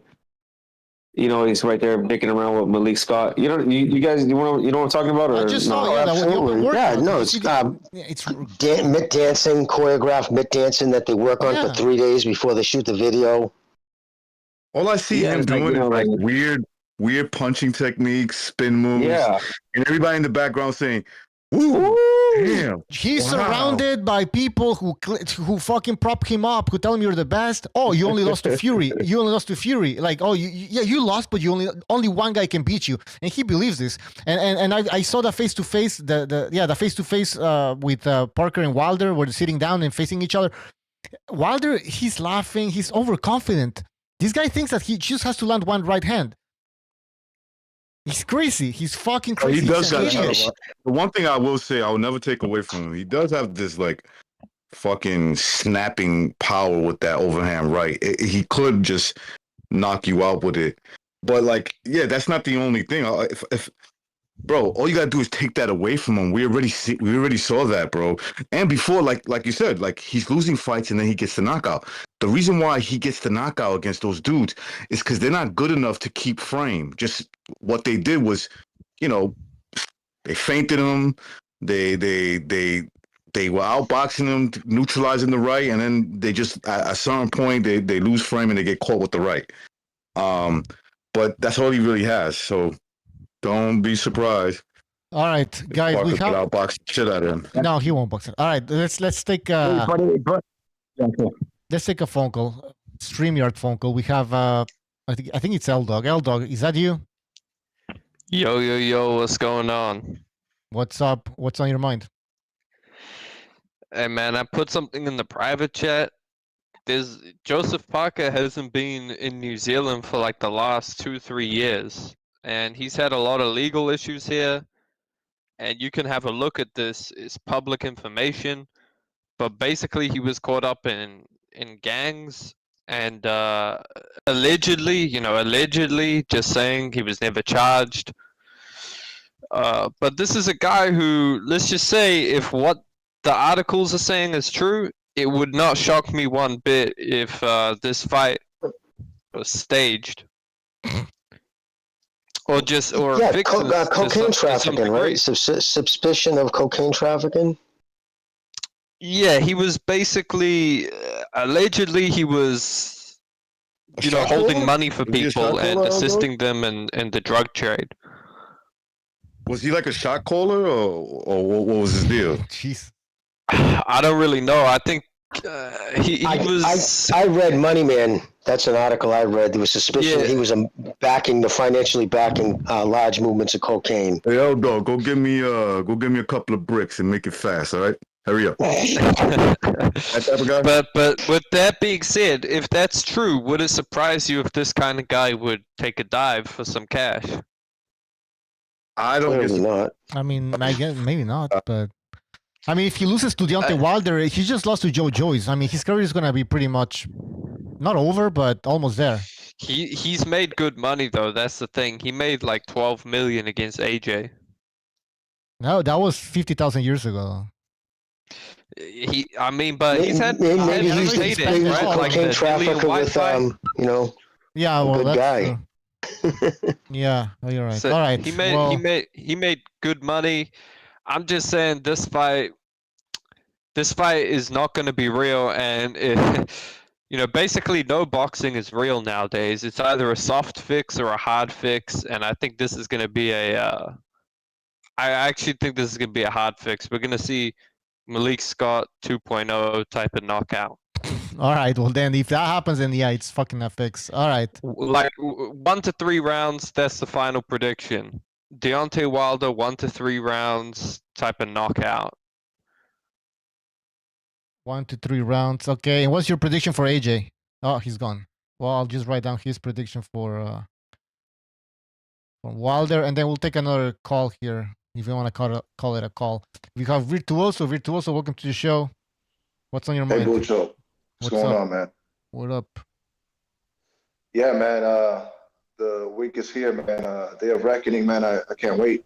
But yeah, you'll recognize. You hear me? Recognize. What's up, Virtuoso? What's going on, brother? Hey, what's up, OG? Yo, you remember when you said like 4 years ago that if Wilder loses, that Wilder fans are the type of dudes that like bandwagons, like they're fair with the fans. Like once they lose, like once they bounce. And guess what happened, man? Like he lost, 2 straight to Fury, right? And then his next fight, he does 71,000 pay-per-view buys. And that's like, damn, this dude was right. Yeah, of course. He called it. So let's say for instance they were riding with him when he was undefeated. He's gonna fight Fury. He gets the draw. They're still with him, right? He gets the gift draw. Then he gets knocked out. So they're like, okay, he cheated. Da da da da. Third fight not gonna happen. You better believe it. He's gonna win. He's gonna get his revenge. He gets washed again, right? He gets knocked out, even more embarrassing. And then he goes on his comeback fight, and like you said, 70,000, 75,000. Come on, bro. They didn't even show up for his fucking like the ratings or the workouts. Nah, it was the crowd was not there for him. And I'm like, and now look where he ends up. Look at him. He's on the zone where he should have been 4 years ago. True. Fucking bozo. That's true. Yeah, he's an idiot. He's an idiot. That's something he could have did when he was undefeated. That's something that he could have done when he was undefeated. And it made a lot more money. I mean, he could have knocked him out then. All right. Virtuoso, anything else? Yeah, G-Funk, he's backstage, man. Let him on. All right. I'm out. All right. Take care. G-Funk. All right. We can't hear you. Can you guys hear me? Yep. Yep. I said, what's up, boys? What up? How you guys doing? You guys excited for Saturday? We were waiting for you to jump back on, man. We're very excited for your prediction. Dude, that's not. I just jump on just to hear you guys. That's what I do. All right, listen. Because I clearly can't hear you. You said Deontay Wilder defeats Anthony Joshua, and I told you in the chat that you're fucking crazy. Fuck yeah, he does. No, he doesn't, man. That ain't Zilly Zhang in there, bro. That's fucking Joseph Parker. Joseph Parker, if you said Joseph Parker back in the day with a little more head movement, he totally lost that shit, bro. His head movement is not there. There's a lot of things he's missing. He's there to get hit. And, a slow-ass Joe Joyce was able to touch him up and stop him.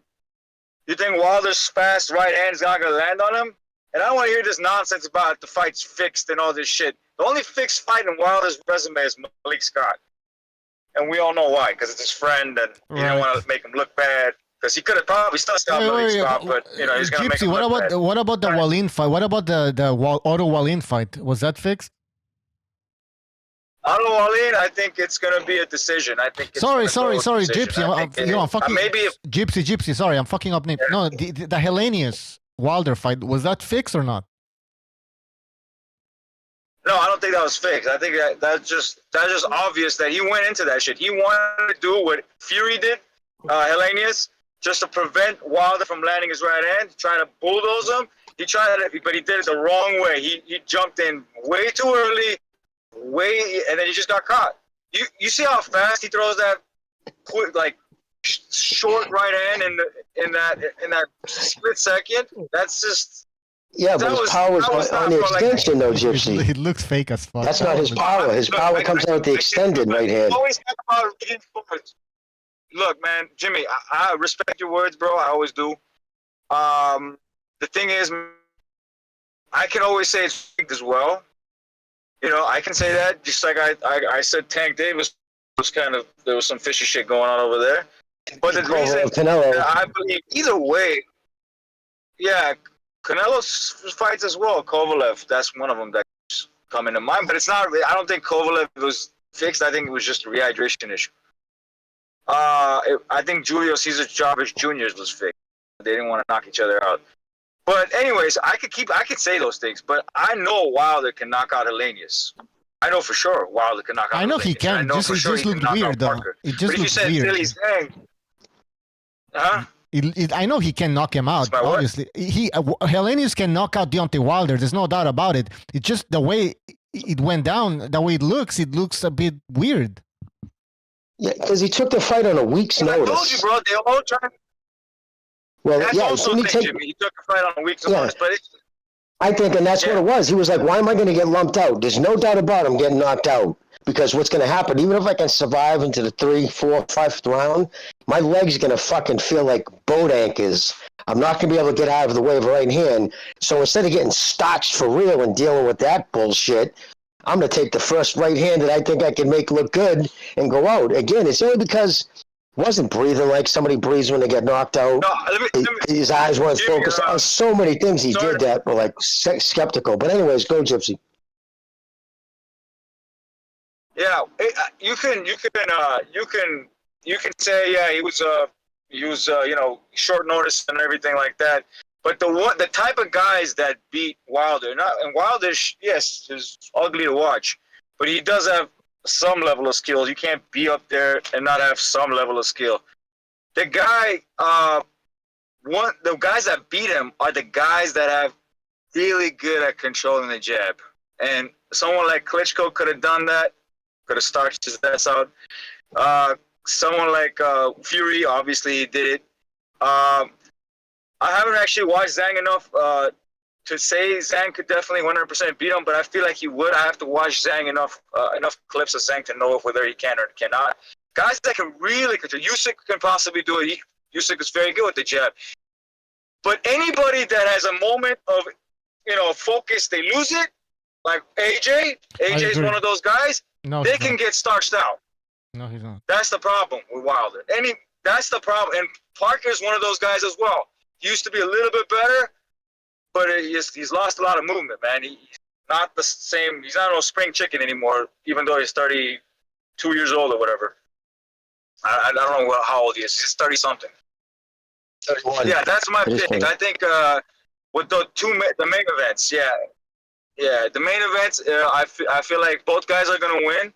AJ and Wilder are going to win. Wilder's going to be by KO, and AJ is going to be by decision because Wallin is going to be too tough. I think he'll hurt him. AJ will hurt Wallin a couple times, but I don't think he's going to be able to. And Hrgovic, I think he'll stop that guy. Hrgovic is fighting a bum. So is Bivol. Both of them are fighting bums. They're gonna. I think they're both gonna stop him. I was saying decision by Bivol, but no, Bivol was gonna stop his opponent. This is gonna be a stoppage. Long time coming. He needs one. I think who else is there? Miller. I think Miller. Baby Miller. Miller is better. It sucks compared to Daniel Dubois in boxing skill, but Daniel Dubois is better in boxing. But he's such a quitter, bro. I feel like it's gonna. Even Lucas Brown was a better boxer than Miller, but he made him quit. So I feel like Daniel's gonna quit against Miller. It's gonna be the same thing. All right. Man, that's I don't know about this Chilean dude, Opate. I know he's good. I seen him. Yeah. Pretty good card. I don't know about Opate though. It is a good card. I gotta watch Opate against. I gotta see his opponent. Yeah. All right. That's it. I'm done. Yeah. That's my picks. Caballero versus Makhmudov looks competitive on paper. Makhmudov, I think he's got 19 fights with 18 KOs. The only guy he couldn't knock out was Carlos Takam. He's been knocked out before, I believe. And the other fool, he's Caballero. He's undefeated. He's got like 25 fights with 16 KOs. He looks pretty good. He looks nimble on his feet. That's a fight that'll test Makhmudov. We'll know what level he's at. All right. I'm running the predictions down, guys, so give me 2 seconds here. Gypsy said Wilder by stoppage. Oh, Gypsy, you want to give us a round? Wilder by knockout, which round? He's probably back to work. Well, I'm saying within 5, but all right, within 5. Within, okay. Yeah, you hear me, right? Yeah, within 5. I wrote it down. Within 5. Yo. Yeah. Within. Okay. Yeah. All right. Okay, cool. Fix your mic. Another thing on Jarrell Miller, man. We don't know what type of Miller is going to show up without the cocktail of the PEDs. Have we ever seen the dude? Have we ever seen that dude? I mean, in his last fight, apparently he looked horrible. Mm-hmm. And he came in weighing yesterday. Well, they asked him. He was 325. So he's probably going to blow up a little bit more. Is that gas tank going to hold up without the PEDs? We don't know. Jimmy Gonzalo, his body looks a bit different. It looks more flabby. That could be because maybe he's not taking whatever he was taking before. I don't know. Yeah, the testosterone. You think so? The testosterone gives you a younger. Yeah, it's going to make your body tighter. He was on the testosterone and all the drugs. So yeah, it's just. But being 330, I think he's just gonna pretty much lay on fucking Dubois until Dubois' legs are gone, and then just hit him with a bunch of arm punches until he overwhelms him. Hey Jimmy, what was your prediction for AJ against the Wallin? You said AJ by what? I want to say by stoppage because I think he desperately needs it. I think he needs it for his own psyche. I think he needs it for the fans, his fans. It's been a while since so I think he's going to really try to stop him. Because Fury didn't too, so he's got a lot of reasons to want to stop him. Kenny, I don't know, so I'm just going to go with fuck it. I'm going to rock the dice. This isn't no well thought out one, but I'm going to go him with stoppage, even though probably is by decision. But yeah, I'm hoping stoppage, round 7 or 8. As I've been calling round too late lately. But yeah, and again, I still think Parker can outbox Wilder, but I think Wilder will win either by a suspect decision or suspect knockout. Yeah. All right. I got it. Wrote it down. And people, remember in the chat, don't forget that we are not taking phone calls. We're taking phone calls via StreamYard. The link is in the chat. All right. Link in the chat, StreamYard. Call in, give us your predictions. Recognize, are you there? Recognize. Yes, I am. Yep. It's that time. The time has come. Oh. I gotta put my nuts. Yep. Let me not say that part. With my mouth. This is a family show. So anyway, yeah. Yeah. I'm gonna go Wilder. Stops Parker. He gets him eventually. I'm gonna say you want a specific round, right? Yeah. Or like ballpark. I say he gets him in 6. He gets him in 6. I think he's gonna be getting totally outboxed, and he's gonna get him in 6. It might be a controversy stoppage too. One of those damn, why they stop the fight type of shit. Okay, he went down, but they just waved off the count, something like that, and stop the fight. Or that's my initial thoughts. I think that it's gonna be he gets dropped. It's gonna look like he could have continued, but the referee stopped the fight. When it comes to AJ and Wallin, that's the fight that I see as an upset if there's going to be one. But I'm still going with AJ. I think AJ stops Wallin too. But I think AJ's going to be in some trouble in that fight. I think that AJ got something to prove, and that something to prove is going to get him through. And it's going to make him step up his game. He's gonna get hurt in that fight, maybe even dropped. But I'm gonna say he stops Wallin in somewhere like round 9. All right. Oh, you want me to do the Bivol and Lyndon Arthur? Yeah, if you want. Bivol I'm not stops writing him. it down because there's too many fucking predictions here. But I'll say Bivol stops Lyndon Arthur in round 10. Interesting. Yeah, Jimmy just said that Bivol needs a stoppage, and it's true because he's becoming a little bit irrelevant. I mean, He just wins by decision. Yeah. Yeah, he's not. Bivol is not irrelevant because he has that Canelo win, and he's still a unified champion. But that Canelo win is kind of like it's fading. He's fading, and he's not fighting Beterbiev, so he needs to put on a show this Saturday. Yeah, he needs to go for the kill. So apparently, Lyndon Arthur, he was able to beat Anthony Yard the first time utilizing the jab. So if Lyndon Arthur utilizes his jab here, plus he's probably going to be the bigger dude from what I hear, and Bivol just goes jab for jab with them, wins, but doesn't get the knockout, that's a bad look on Bivol. I guess you're right. Yeah, that makes sense. But by the way, in the chat, because he got knocked out. Lyndon, didn't he get knocked out by Yard? Didn't Yard knock him out? Gotta quit him, bro. I believe so in the rematch. Yeah, but the first fight he won it based on the jab. Knocked him out. Yeah, what I'm saying is if Mr. Bivol told him in the fourth round too. I think. Yeah. We can barely hear you, man. You need to fix. I'm saying that Lyndon Arthur got quit him, bro. He's gonna make him. Bivol's gonna make him quit. Okay, so you're saying Bivol's gonna make him quit? I hope I'm not so. using my mic. That's why. Yeah, use your mic. I'd like to see a stoppage, not a quit. But yeah, Lyndon Arthur got quit. All right. By the way, guys, we got this guy in the chat, F Googler. He says, naming specific rounds is for losers. Can you guys just fucking stop mentioning specific rounds? Just say KO or stoppage. That's it. Forget trying to mention a round. Guys, do we need to drop the rounds here? I mean, whatever. We do that. I think we do that for fun, right? He's freaking out, guys. Why is that for losers, though? I don't know, but he's naming the round. Because if you name the round, and to me, it's more skill. Like anybody can say knockout, but if you actually name the round, because the round, if it's later in the fight, there's a reason it's later in the fight. If you call a fourth round knockout, and the guy knocks the dude out in the fourth round. It's like, wow, how did you know it was going to be that early? You know what I mean? Jimmy, and I want to hear why you said that. It's a very important... kind of shows you know what you're talking about, but yeah, whatever. I mean, if that's what he thinks, Jimmy, we have to discuss. We have to discuss this because he posted this message like 50 times. He spammed the chat just to tell us that. So I think it's very important. There's a method to that call and explain it. Sorry, Gazelle, but yeah.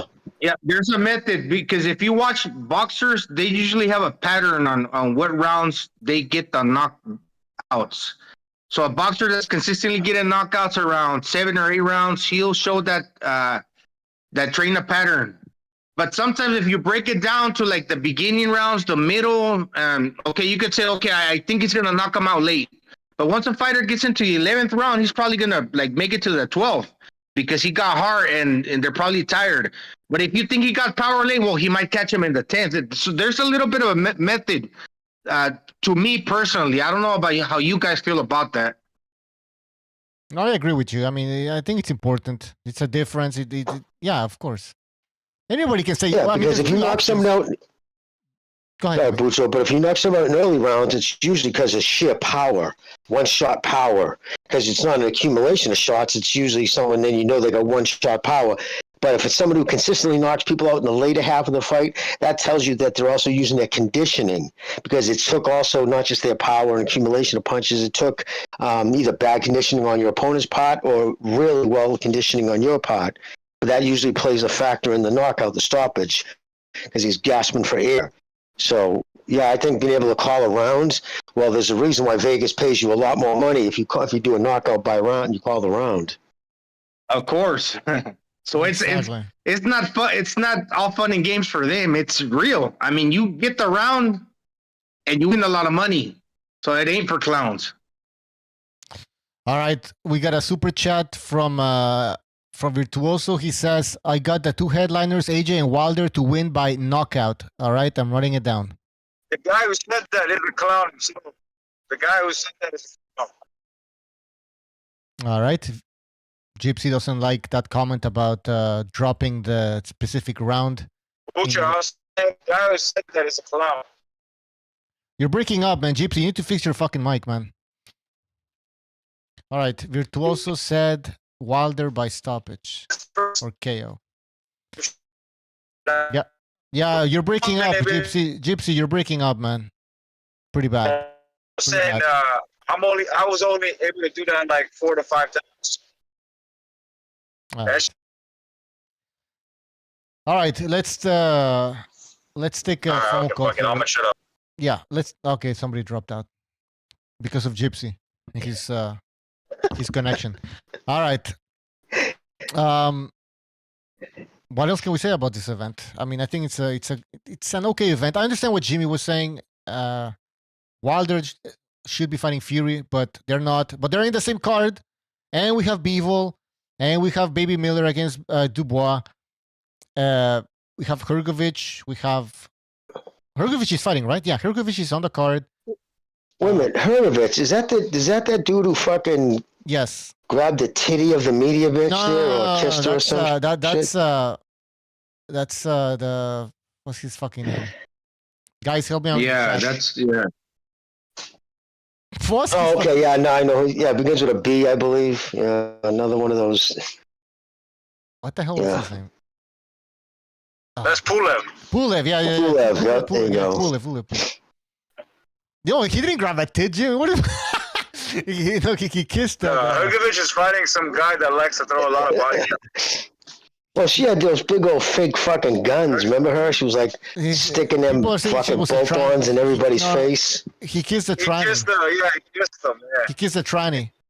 But I was gonna say, Anthony Joshua. Yeah, he's been acting like a weirdo. It's like, man, he's fucking like, he's weird, dude. He's been acting like a weird. But I will say, you know how BDA says sometimes. We spoke about it here before, how you can be a quitter, but then you can come back and show that you're not a quitter. All right. Yeah, hold on. Sorry, Gigi. But you can have some redemption, right? Like Israel Vasquez when he fought Rafael Marquez, right? Like somebody quit the first time. I think it was Rafael Marquez, but then he came back and won. Same thing with Joshua. Okay, he quit after getting up multiple times, so you have to give him credit for that against Andy Ruiz. But later, the way he fought against Alexander Usyk, he got some redemption right there. And this kind of favors him because he's also facing a lefty, so that's experience. Right? He didn't show quit there, man. Sometimes when you lose, but you do it competitively, you actually win. Kind of like when Bernard Hopkins fought Roy Jones back in the day.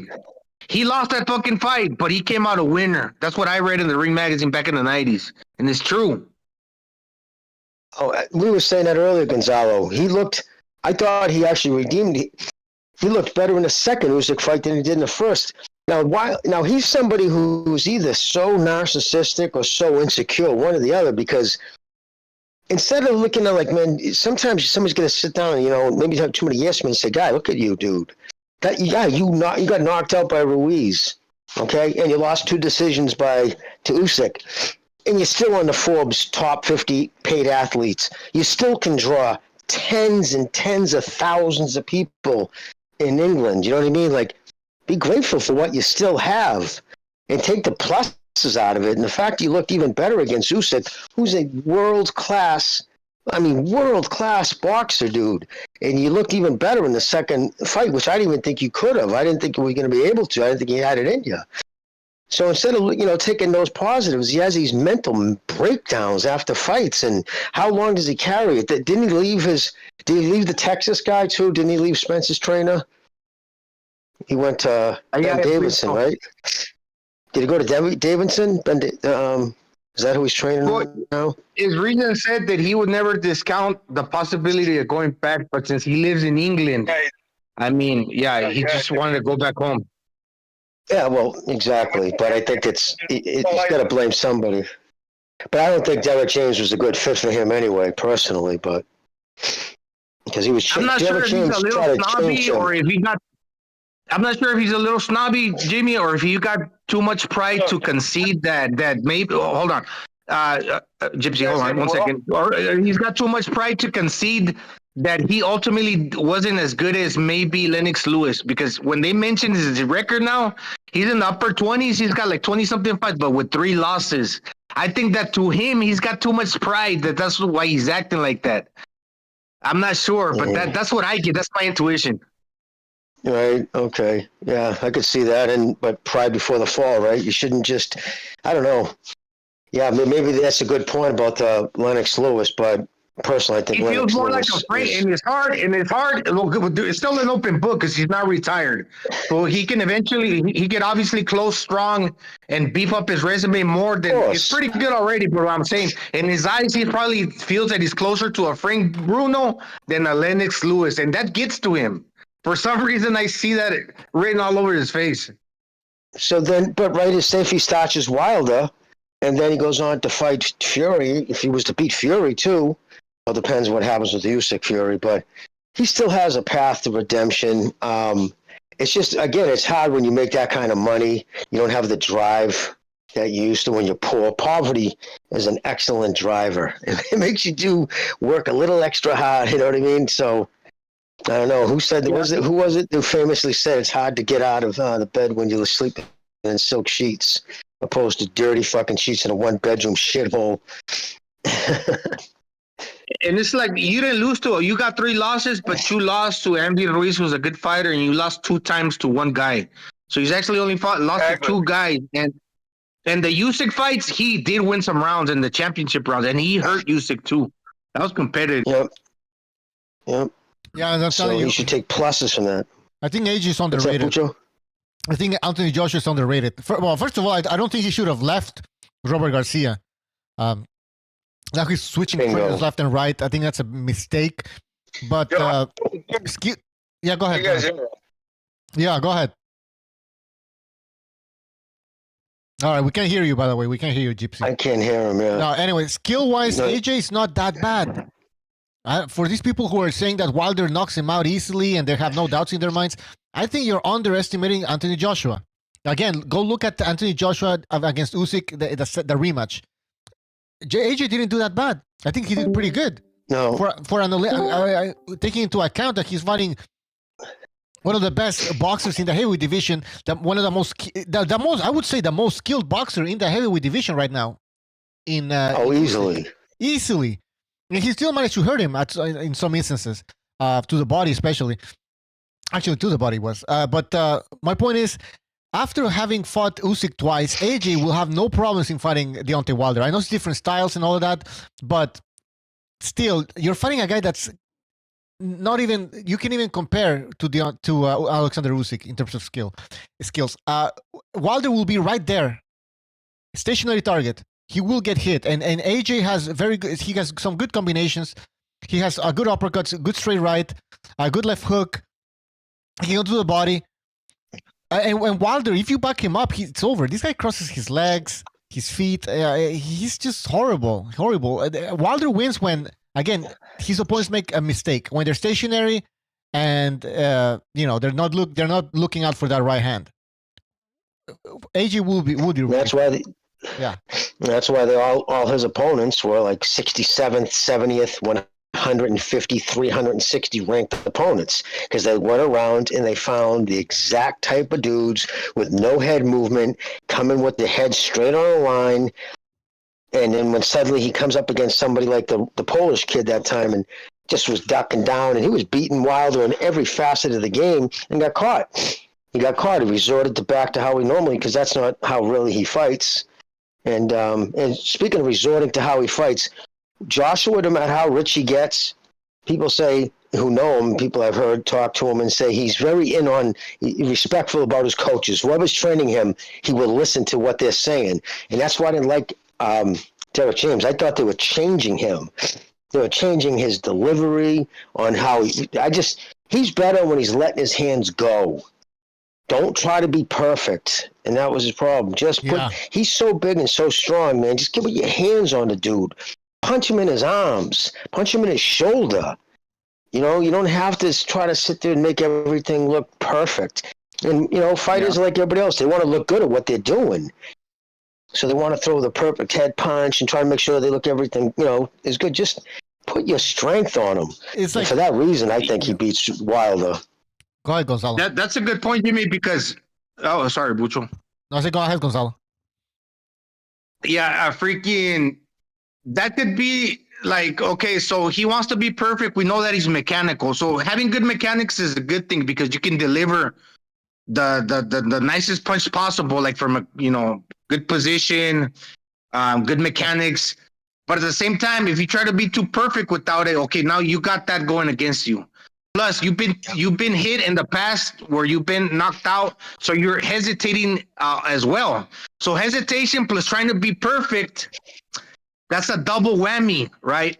Hesitation plus trying to be, and there's another one, man. I forget that could go against them. But he hides his rear hand pretty good too. Remember the Klitschko fight? Even though Klitschko's an older man, I get that. But in that fight, if you go back and look, he hid that right hand behind his left a couple occasions. Really nice. When you're a big guy and you can, you know, disguise your punches, hide your punches like that. So a straight right hand, you get like Bucho just said, you get Wilder going backwards, forget about it. He can't fight going backwards at all. You guys hear me well now? Yeah, we can hear you. I can hear you. Okay, yeah, that's great. I think I should have removed it off the Bluetooth off the car. Anyways, I was gonna say something about Bluetooth. Oh my god. Yeah, bro, it makes it so much easier to hear you guys because I'm driving, bro. Like I didn't make it easier on my phone. Yeah, yeah. And I'd rather make it you guys be on Bluetooth and I don't kill somebody than I kill somebody, if you know what I mean. So what was I saying? AJ, bro. AJ, you know what's the problem with AJ? He beats himself up too much, or beats himself off. You know what I mean? He beats himself off so much, bro, that he becomes a bum in his own mind, and everybody can see it. He makes himself feel hard, like he takes it on himself way too much, excessively, to a point where everybody can see that there's something wrong with this dude in his mind, and then he ultimately shows because that's how he becomes mentally weak, because he ends up criticizing himself more than he should, and then he ends up being a bum in front of everybody. Mentally, that is. That's why they call him mentally weak. That's his issue. That's what AJ's problem is. And until he doesn't fix that, everybody's going to still call him mentally weak. And whatever he's showing, like in the press conferences, everybody sees that, man. And they're like, oh, why are they asking questions about AJ when they're talking to Wilder? Because it's Wilder's. Why is Wilder mentioning it? No, it's not Wilder mentioning it. Someone else is mentioning to Wilder about AJ. And he's responding, and then if it's not just Wilder that says that, everyone else just pick and choose. They've been saying that shit. His opponent, Otto Wallin, a lot of people are saying that he's mentally weak, bro. Because he's beating himself way too much. He's criticizing himself excessively. All right, guys, the question is AJ mentally weak, yes or no? And give us examples of where you ultimately, no, he's not in the sense if he has a disorder, I guess. Something's wrong with him. I would say I would describe it as getting into his own head. I wouldn't describe it as mentally weak so much as just he gets into his own head. I wouldn't describe it as weakness so much. Makes him mentally weak. Ultimately, that makes him mentally weak. That's the problem. Hold on. Give us. Can you guys give me examples where like you seeing AJ mentally weak? Like they asked him a question about. Sorry, let me just say this real quick. So I heard him speak before. He's very intelligent. He's very articulate. So when you say he gets into his head, yeah, he's pretty intelligent, but ultimately all that intelligence starts fucking with him. It goes against him. That's all. But people are saying he's mentally weak. Are you talking about the Andy Ruiz fight, where like the first one? I mean, you know how the saying goes, keep it simple, stupid.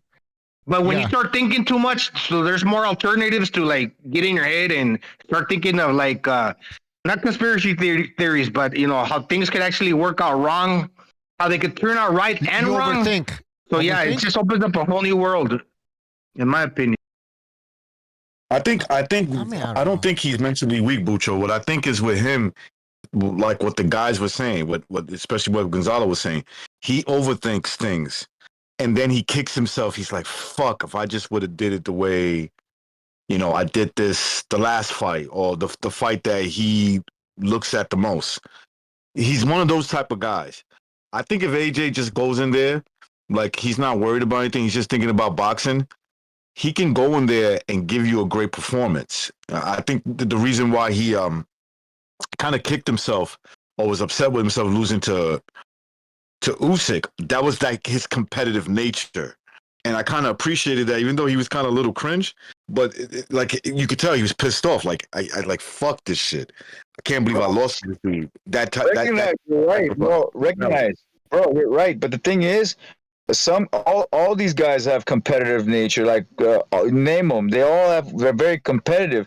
But they don't like linger on that shit, bro. If they lose, some of them might linger for. If it's a big loss, they'll be like, yeah, maybe I'll fuck with him for like a week or 2 weeks, whenever. It depends on the individual.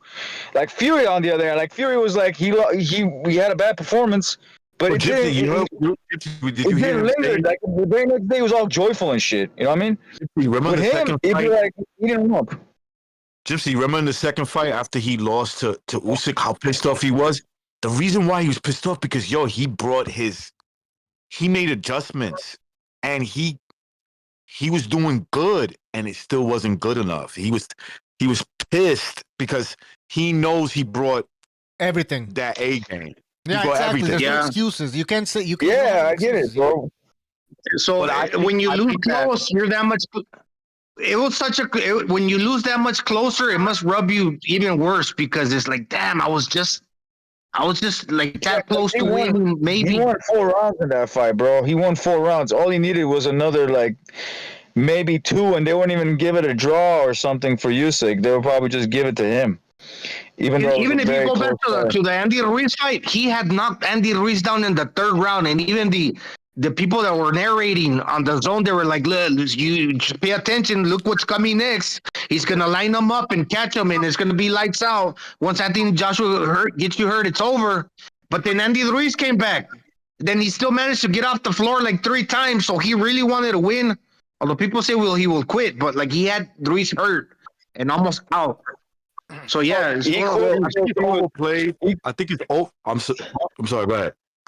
Yeah, I was saying he quit against Andy Ruiz because he was already fucking knocked down in the sparring match by some white boy, a big old white boy. He got dropped by, and that.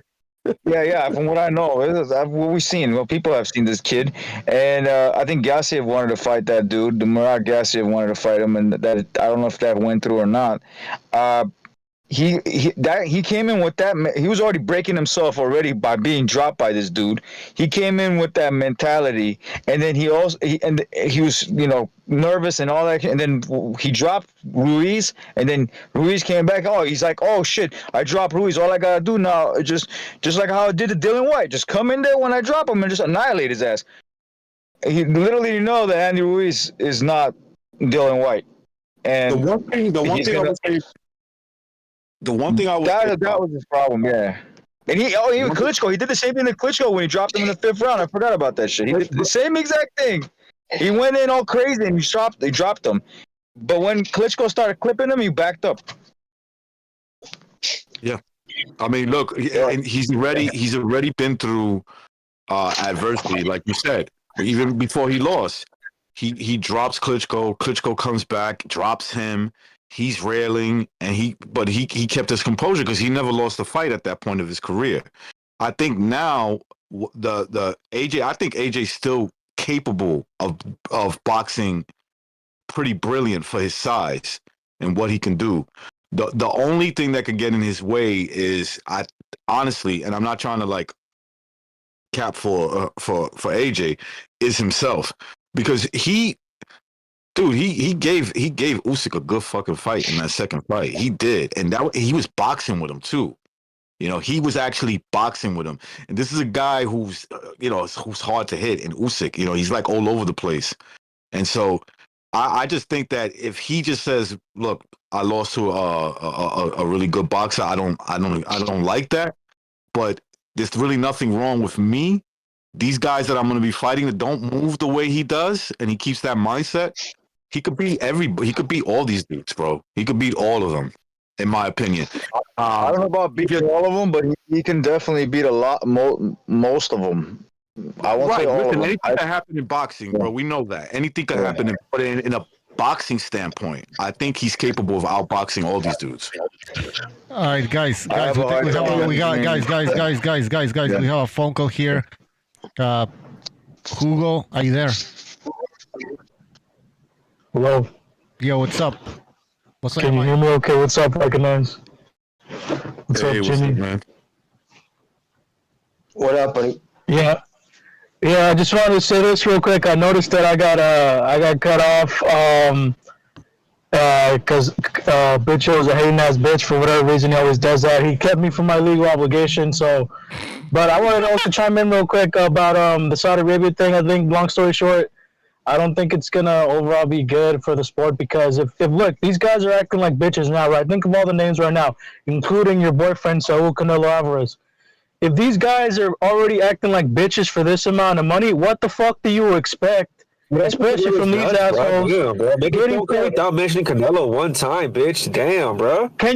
Nobody's talking to you. Who the fuck are you? Nobody's talking to you. Hey, fucking bro, shut the fuck up. Let me finish my statement. Let me finish my statement. I don't even know who the fuck you are. Shut the fuck up. Anyways, let me keep on. Let me say this. If these guys are doing this for peanuts, what do you think they're gonna do with the Saudi Arabian money? This is only gonna benefit the people that are already willing to give out great performances, such as Inoue, Bivol, Usyk, etc. You know, the guys that are actually driven to put on the show. They'll be able to.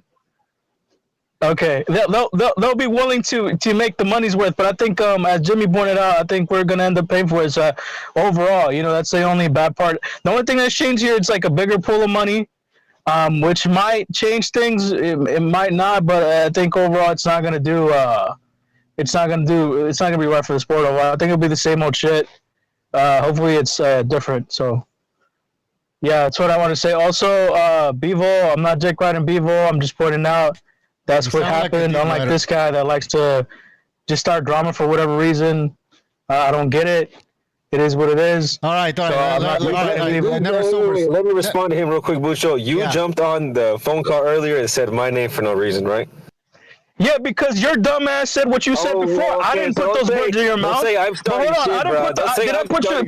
those words in your mouth? Did I say that Bivol beat his girlfriend's ass? No, that was you. Did I say he was caught in the strip club with cocaine with strippers? Did I say that? No, you said that. I didn't say that shit. I produced the evidence. Put that on me. Bucho, show me the evidence. I didn't have a gun to your head to fucking tell you to do that.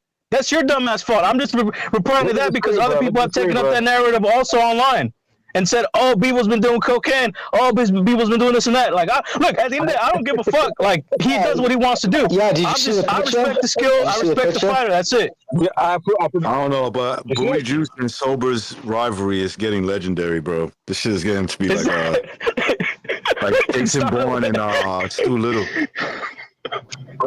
Hey, guys. Most things that I agree. Guys, we got another caller that says his name is Canelo Bivol. Is it Dora? So with Booty Juice and shit like that, I just wanted to say that Canelo Alvarez absolutely avoided the rematch at 168 pounds. Yes. Yes. And this is an unadulterated fact, and it shows that. Thank you. You know, why should Canelo, the guy who got 10-2, be making demands to fight the guy at light heavyweight? You went to take what was his. You failed miserably, right? It wasn't competitive.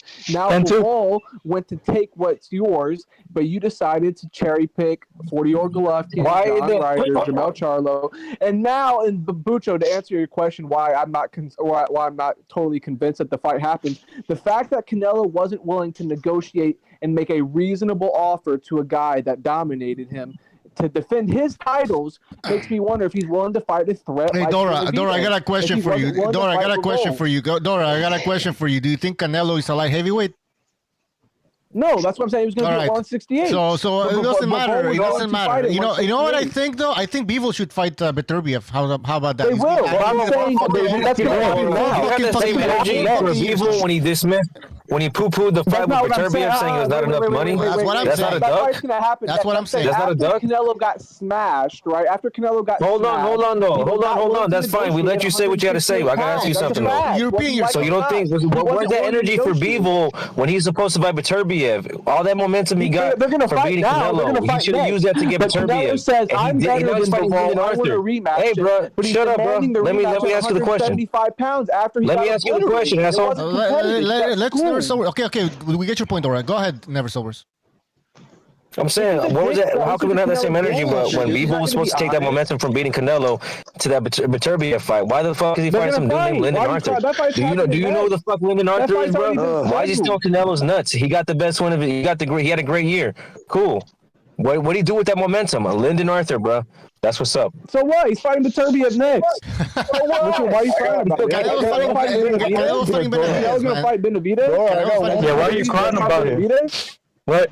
Once again, don't point out the A-side tax. Don't do that. Like, yeah, stop crying about it. How about that? Well, am I getting too personal? People who are crying. Am I getting too personal? What people are crying for is because they want to see Bivol against Canelo again. We just established. No, we're not. That That's not what I'm saying. Canelo is not a light heavyweight. Canelo is not a light heavyweight. Canelo is not a light heavyweight. Never happened. Canelo is not a light heavyweight. He shouldn't be fighting Bivol. Or the rematch. He wanted to take. Hey, bitch, you heard his answer. You heard his answer. His answer was so what? His answer was so what? Why is he fighting Beterbiev? He said so what? Listen, Dora. Canelo should not. That's a fact. Canelo should not be fighting at 175. Canelo should not be fighting at 175. Let's just move on. I mean, he's not a heavyweight. He's 5'9", 5'8". To 168 to fight him. That's what I'm saying. Canelo was demanding the rematch at 175.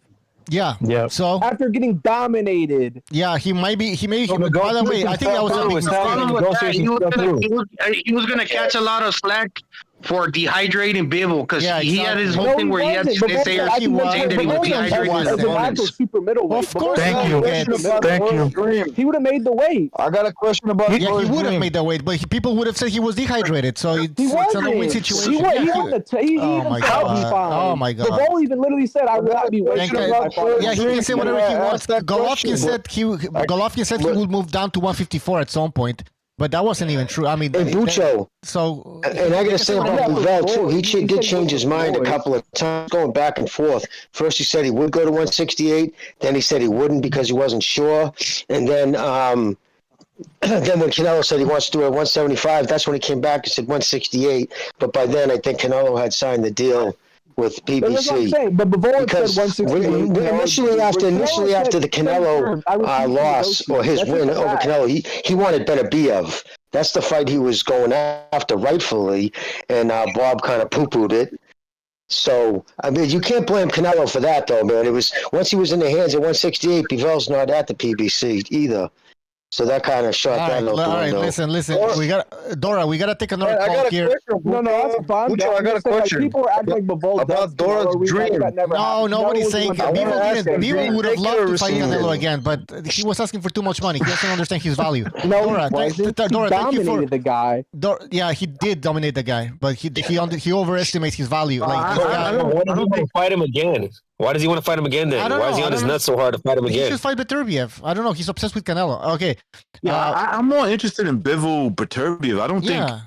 Listen, man. That chapter. There's no need for it. There's no need. Yeah, it's shut. If Canelo, let's say if he goes down in weight to fight Canelo at 168 pounds, right? No matter if let's say if Canelo wins, right? Yeah. Nobody's gonna look at that. They're gonna be like, yo, you took the guy down in weight, And if he goes back up in weight to 175 and fights him and he loses again, it's gonna be like, yo, dude, like you shouldn't be fighting this guy who's much bigger than you. And then on top of that, he's the better boxer than you. On top of that, so it's like, no, listen, Bivol should fight Beterbiev. I want Canelo to fight Benavidez. That's like in a perfect world. Let's make those fights happen. Dora doesn't like Mexicans. That's his problem. Well, with Bivol, right? I mean, let's be honest. I'm not putting this on anybody who's on the phone or anything. I'm just saying it is what it is. If, like, to recognize his point, 168, he beat Bivol at 168. Everybody said, okay, great. Yeah, you had to weight train him to beat him. So it's kind of a damned if you do, damned if you don't. The fact that a kid who started at 140 pounds at 5'8" was up at light heavyweight is amazing. But Bivol, the things what Bivol had to beat Canelo was his length in distance and whatnot. I don't see how that really changed at 168. So if I was Canelo, why would it be silly to even make that fight other than revenge? And then that's your pride talk, and that's not your, it's not where you want to go. Because then if you lose, then you're not going to be fighting Benavidez. That would have fucked up everything. So we'll see. But Benavidez too, man. I'm curious. I would like to see somebody release his weight on the night of fight night. He's got to be fucking a cruiserweight. Yeah, Jimmy, Canelo's looking for legacy, man. He's looking to fight him at 175 and take it away from him. His legacy's set. He's already his legacy's set. He's going to go down as one of the. I know you know that, but he's already one of the greatest Mexican fighters and shit. So everything else from here on out is just gravy. To be the best of the best of Mexican fighters. No, I understand. If he's still searching for that title, that's out there. Yeah, but I mean, that's just. There's a reason why I picked Bivol. I just didn't think he was going to be big enough. I mean, if he was a couple inches taller, a couple inches on his reach, that's a different story. I knew he wouldn't have the length to do what he needed to do. By the way, we got a super chat from High and Low Sports Centrum. Thank you for your super chat. He says, BDA, the home of boxing. Thank you for that. Appreciate it. Always supporting the show. Guys, don't forget, the phone lines are not working. So we are taking StreamYard calls. All right, StreamYard calls. The link is in the chat. There's a few things he can do different on a rematch. He could, so he got surgery on the right hand, and instead of wasting all those punches to the arm, he could actually land some of those to the head and where they're scoring blows. No, but yeah, if I were Canelo, I actually would go after Beterbiev. And another thing, Bivol could probably fight Jay Apataya cruiserweight. I hope to God, alhamdulillah, that fight happens. Alhamdulillah. Hopefully, I swear to God, that kid is going to fucking knock him the fuck out. Clean out. Hopefully he takes that fight. Let that motherfucker be that stupid, just like his fucking fat fucking piece of shit trainer. What did you just Muslim? Alhamdulillah. You just say Alhamdulillah? No, I'm not Muslim. No, I'm just fucking around. Benavidez 40 years old. He's about to say Allah Akbar in a moment. Booty Juice, just so that you know, man, I'm still your number one fan on this panel. Yeah, I respect you too, bro. I respect you too. I respect Jimmy too. I mean, I have nothing to. Even if I wanted to talk shit to Jimmy, I can't really say much. So I respect y'all. Always showing y'all the respect. Don't encourage him, please. I don't like this. This guy's gonna. Bro, change your name to Booty Sweat. It sounds better than Booty Juice. Alhamdulillah. No, you're stupid. Alhamdulillah. Alhamdulillah, brother. Booty Sweat instead of Booty Juice. Can I say too about Joshua? The problem. I'll tell you what I think the problem with him. The reason why he was at his best. Everybody says. Remember we talked about it. Like we went past. I think. Well, actually, me and BDA were talking about how if you really look at it, you got to go all the way back to Klitschko. That seems like the fight everybody wants to see again. We tune into AJ. Well, that AJ show up, and you say, so why hasn't he always done that? He seems to be changing styles, and it always slips my mind. The time when he fought Klitschko, do you know that was only his, I believe, 60th fight in his life? In his life. He didn't start till he was almost 19 years old. He only had 43, I think, amateur fights, albeit he did well, won 40 of them. But he never even developed the full style. At 43 fights, you're still not doing shit instinctively. Like when he got hurt with Ruiz, people were like, why didn't he go down and drop a knee or do things because he was confused because he doesn't do shit yet. And the fact that he's changing trainers all the time too, that's just terrible. That's another bad thing because he's having too many different people. Jimmy, I forgot to tell you why he picked Ben Davison. He got rid of his coach, Errol Spence coach. What's his name? Derek James. because of the fact that he wants to move. He wants to be a mover. He wants to be like Tyson Fury, so he could avoid what's coming at him from Wilder. But you don't do that. You don't do that in your professional fight. Like someone needed to tell him, like, no, bro, this is your problem. This is your problem. You've never had an instinctive style. The most you've ever fought instinctively when you were hurt, got up off the canvas against Klitschko, when you were all amped up in front of those 100,000 people screeching. Like, he was fighting probably his most as himself, but ever since then, he's tried to become more, like, I'm going to become a better boxer and try to do things so technically. Then you see him, you can actually see him thinking there. It's not reacting enough. And that was a problem in the first Usyk fight for sure. The second one, not as much. But now that he's changed into Ben Davis, it's just these aren't good signs for him. I don't like that because he never learned how to box. You can learn. You can look good in certain things, but it's instinctive shit when you're completely out on your feet or you're sucking air so bad your lungs are on fire, your fucking legs feel like Cadillacs. Then that's just the repetition comes through, and that repetition has never been there in his life. The best boxers will always start 6 or 7 years old. Yeah, or Cadillacs or Lincolns. Yeah. He knows how to box, legs, but real heavy. Knowing how to box instinctively knowing how to box is two different things. Like Terrence Crawford, I don't think he has that talent. I don't think he's built that shit in his mind. Crawford's been doing it since he was 6 years old. So it's instinctive with him. It's like breathing. He doesn't even have to think about it. Now what he's done is he has his instinctive, second nature. Now he's taking his second nature ability and he's honing it. And that's what Crawford's done over the last 5 years. He's taken his fundamentals, what a great, and now he's honing them into his way. And that's the reason why he's stopping everybody. He's learned to add to what he's, the fundamentals. But when you're still building your fundamentals and you're fighting for a world title, these are the problems you encounter. Just wanted to put that out there. Yeah, his issue is that I think he's clearly better than Otto Wallin. I mean, if anybody thinks Otto Wallin he's gonna win, I don't think he has a snowball's chance in hell. Either he gets knocked out, or he gets he goes on a decision and loses on decision. Like 8-4, that's what I see. 8-4. He wins rounds. It's not like he ain't moments in that fight, Gypsy. He's gonna have moments in that fight. I just think that AJ's he's gonna find himself in a situation where he's gonna have to bite down, and he's gonna want to prove something. Yeah, I see that. Once Wallin catches him, but Wallin doesn't have punching power. That's the problem with Wallin. He doesn't really have. The reason why Wallin. That's why I think AJ stops him eventually. I don't know about stopping him because he's got a chin. Even though he doesn't have punching power, he got a chin. That's why I'm leaning towards the decision. But I can see a late stoppage.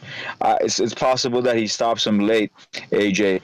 But the thing with Fury is the reason why that fight went the way it did is because he cut him on the second round, and he won. Like Fury won 9 rounds, in my opinion. When I saw that shit, that was a domination, even though he got cut.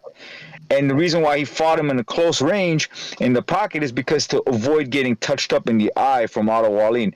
Because that guy was taking any chance he got to touch him in the eye. Even when the ref was breaking him apart, he was putting his hands in there, trying to rough him up, try to get that area open up so he could get a doctor stoppage, and it didn't work out in his favor. He's a second-tier fighter. The referee won him.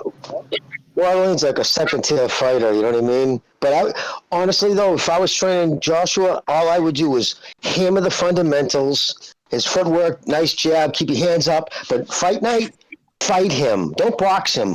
Fight him. Use your size and your strength. So something Recognized talks about, man, like it comes down to a lot of times just the bigger man's going to win. And go in there and be the bigger man, dude. You got fucking bowling balls for shoulders. Go in there and beat that motherfucker up. Make this a street fight if you have to. Don't go in there trying to look good because you're not going to. Because you haven't been doing this since you were 6. So go in there and just fight this motherfucker, dude. Don't worry about fucking looking like you don't want to embarrass yourself against other comparing to other boxers. Because he's boxing like a fan too. He sees these other dudes do smooth shit. Don't try to replace that. Jimmy, are you saying that Joshua needs Teddy Atlas in his corner? Yeah, no, he doesn't. Well, Teddy Atlas, he just waits for he gets all loud and boisterous. He becomes fucking Al Pacino. What are you doing? When the cameras get close, you know what I mean? He just waits to hold his snipes so he can get on Instagram. But no, he needs someone who's gonna. I don't know. Maybe Ben Davis is the right guy because God knows he can't tell somebody what to do boxing. He's just a motivational speaker. But that's what he just needs someone to tell him, dude, get in there and fucking fight. Just use your athleticism and beat this dude up. Don't try to be a boxer. Don't try to be an elite boxer because you're not going to be. Jimmy, I think that's what Robert Garcia was trying to help him do, and he was progressing towards a really good style. I agree. Yeah. He should not have let Robert Garcia. 100%. He's got to use his natural powers to his advantage.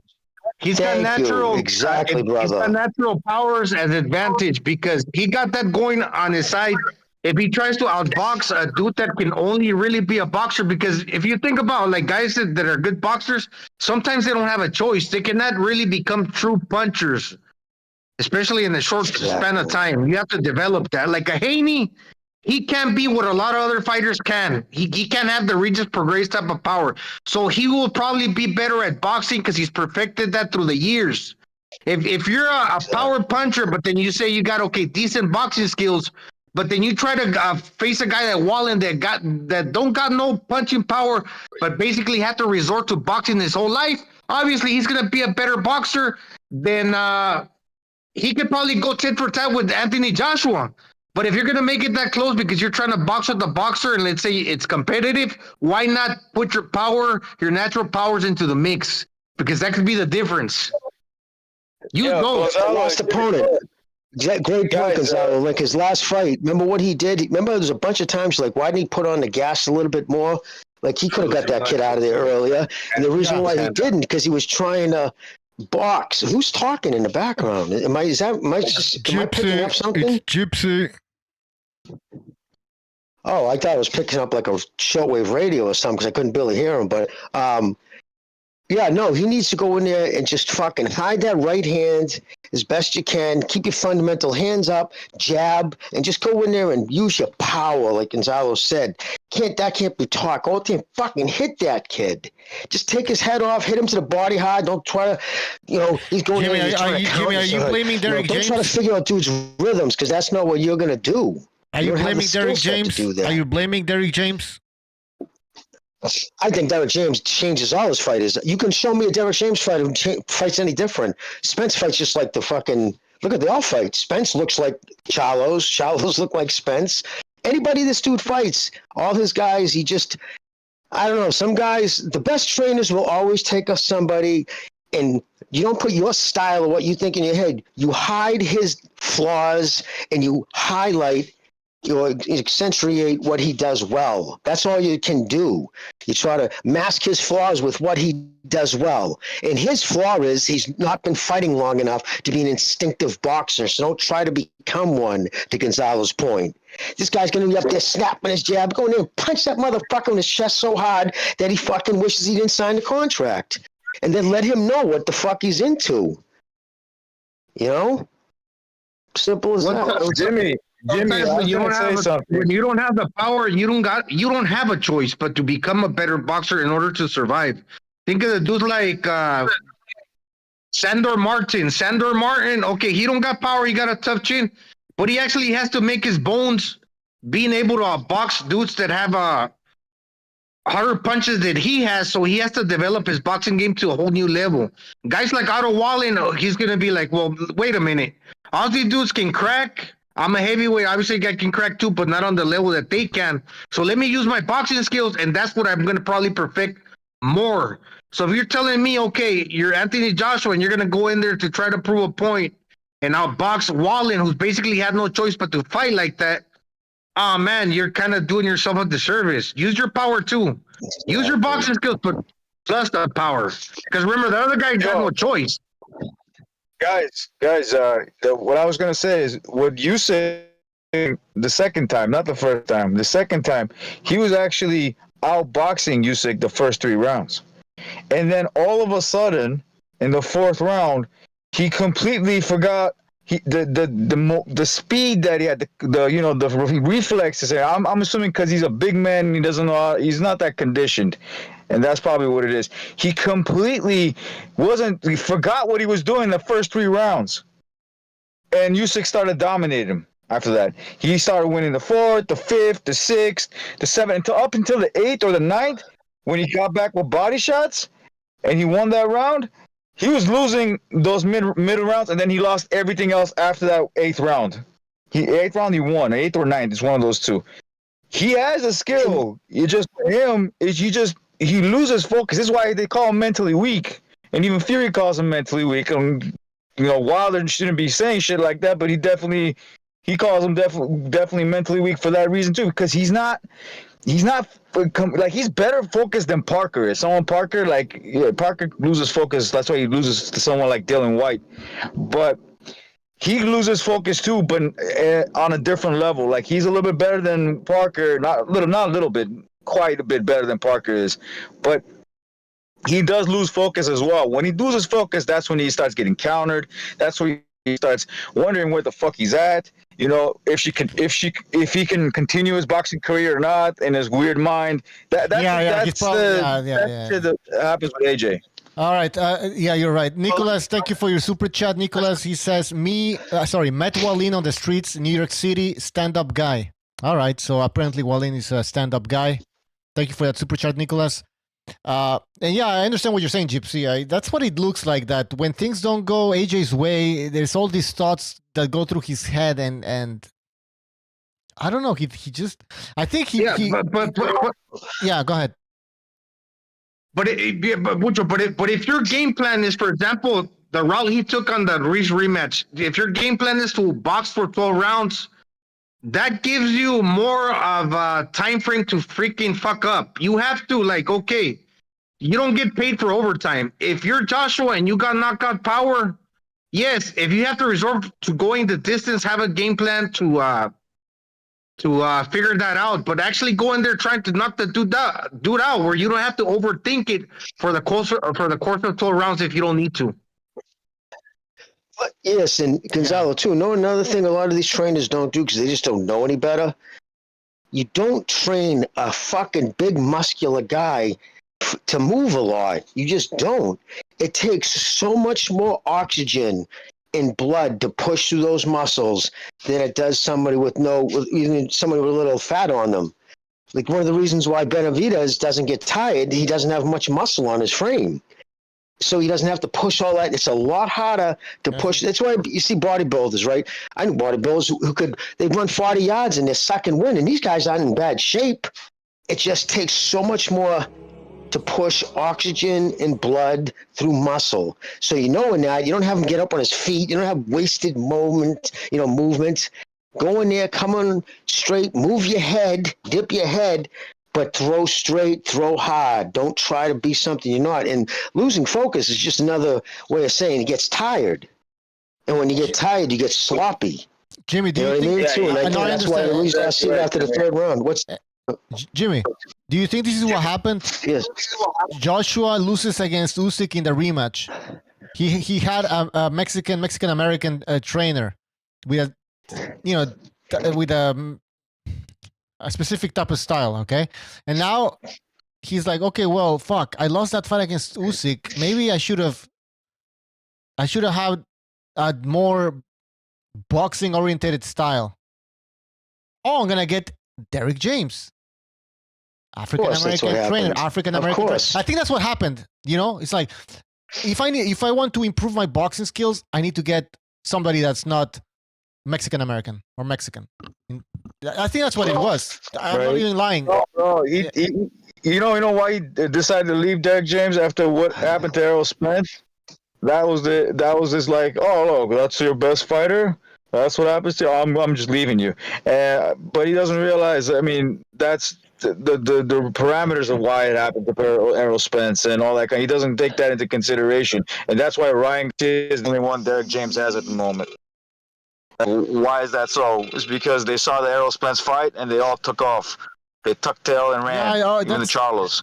That doesn't make. That's not a reasonable case why you should leave your coach.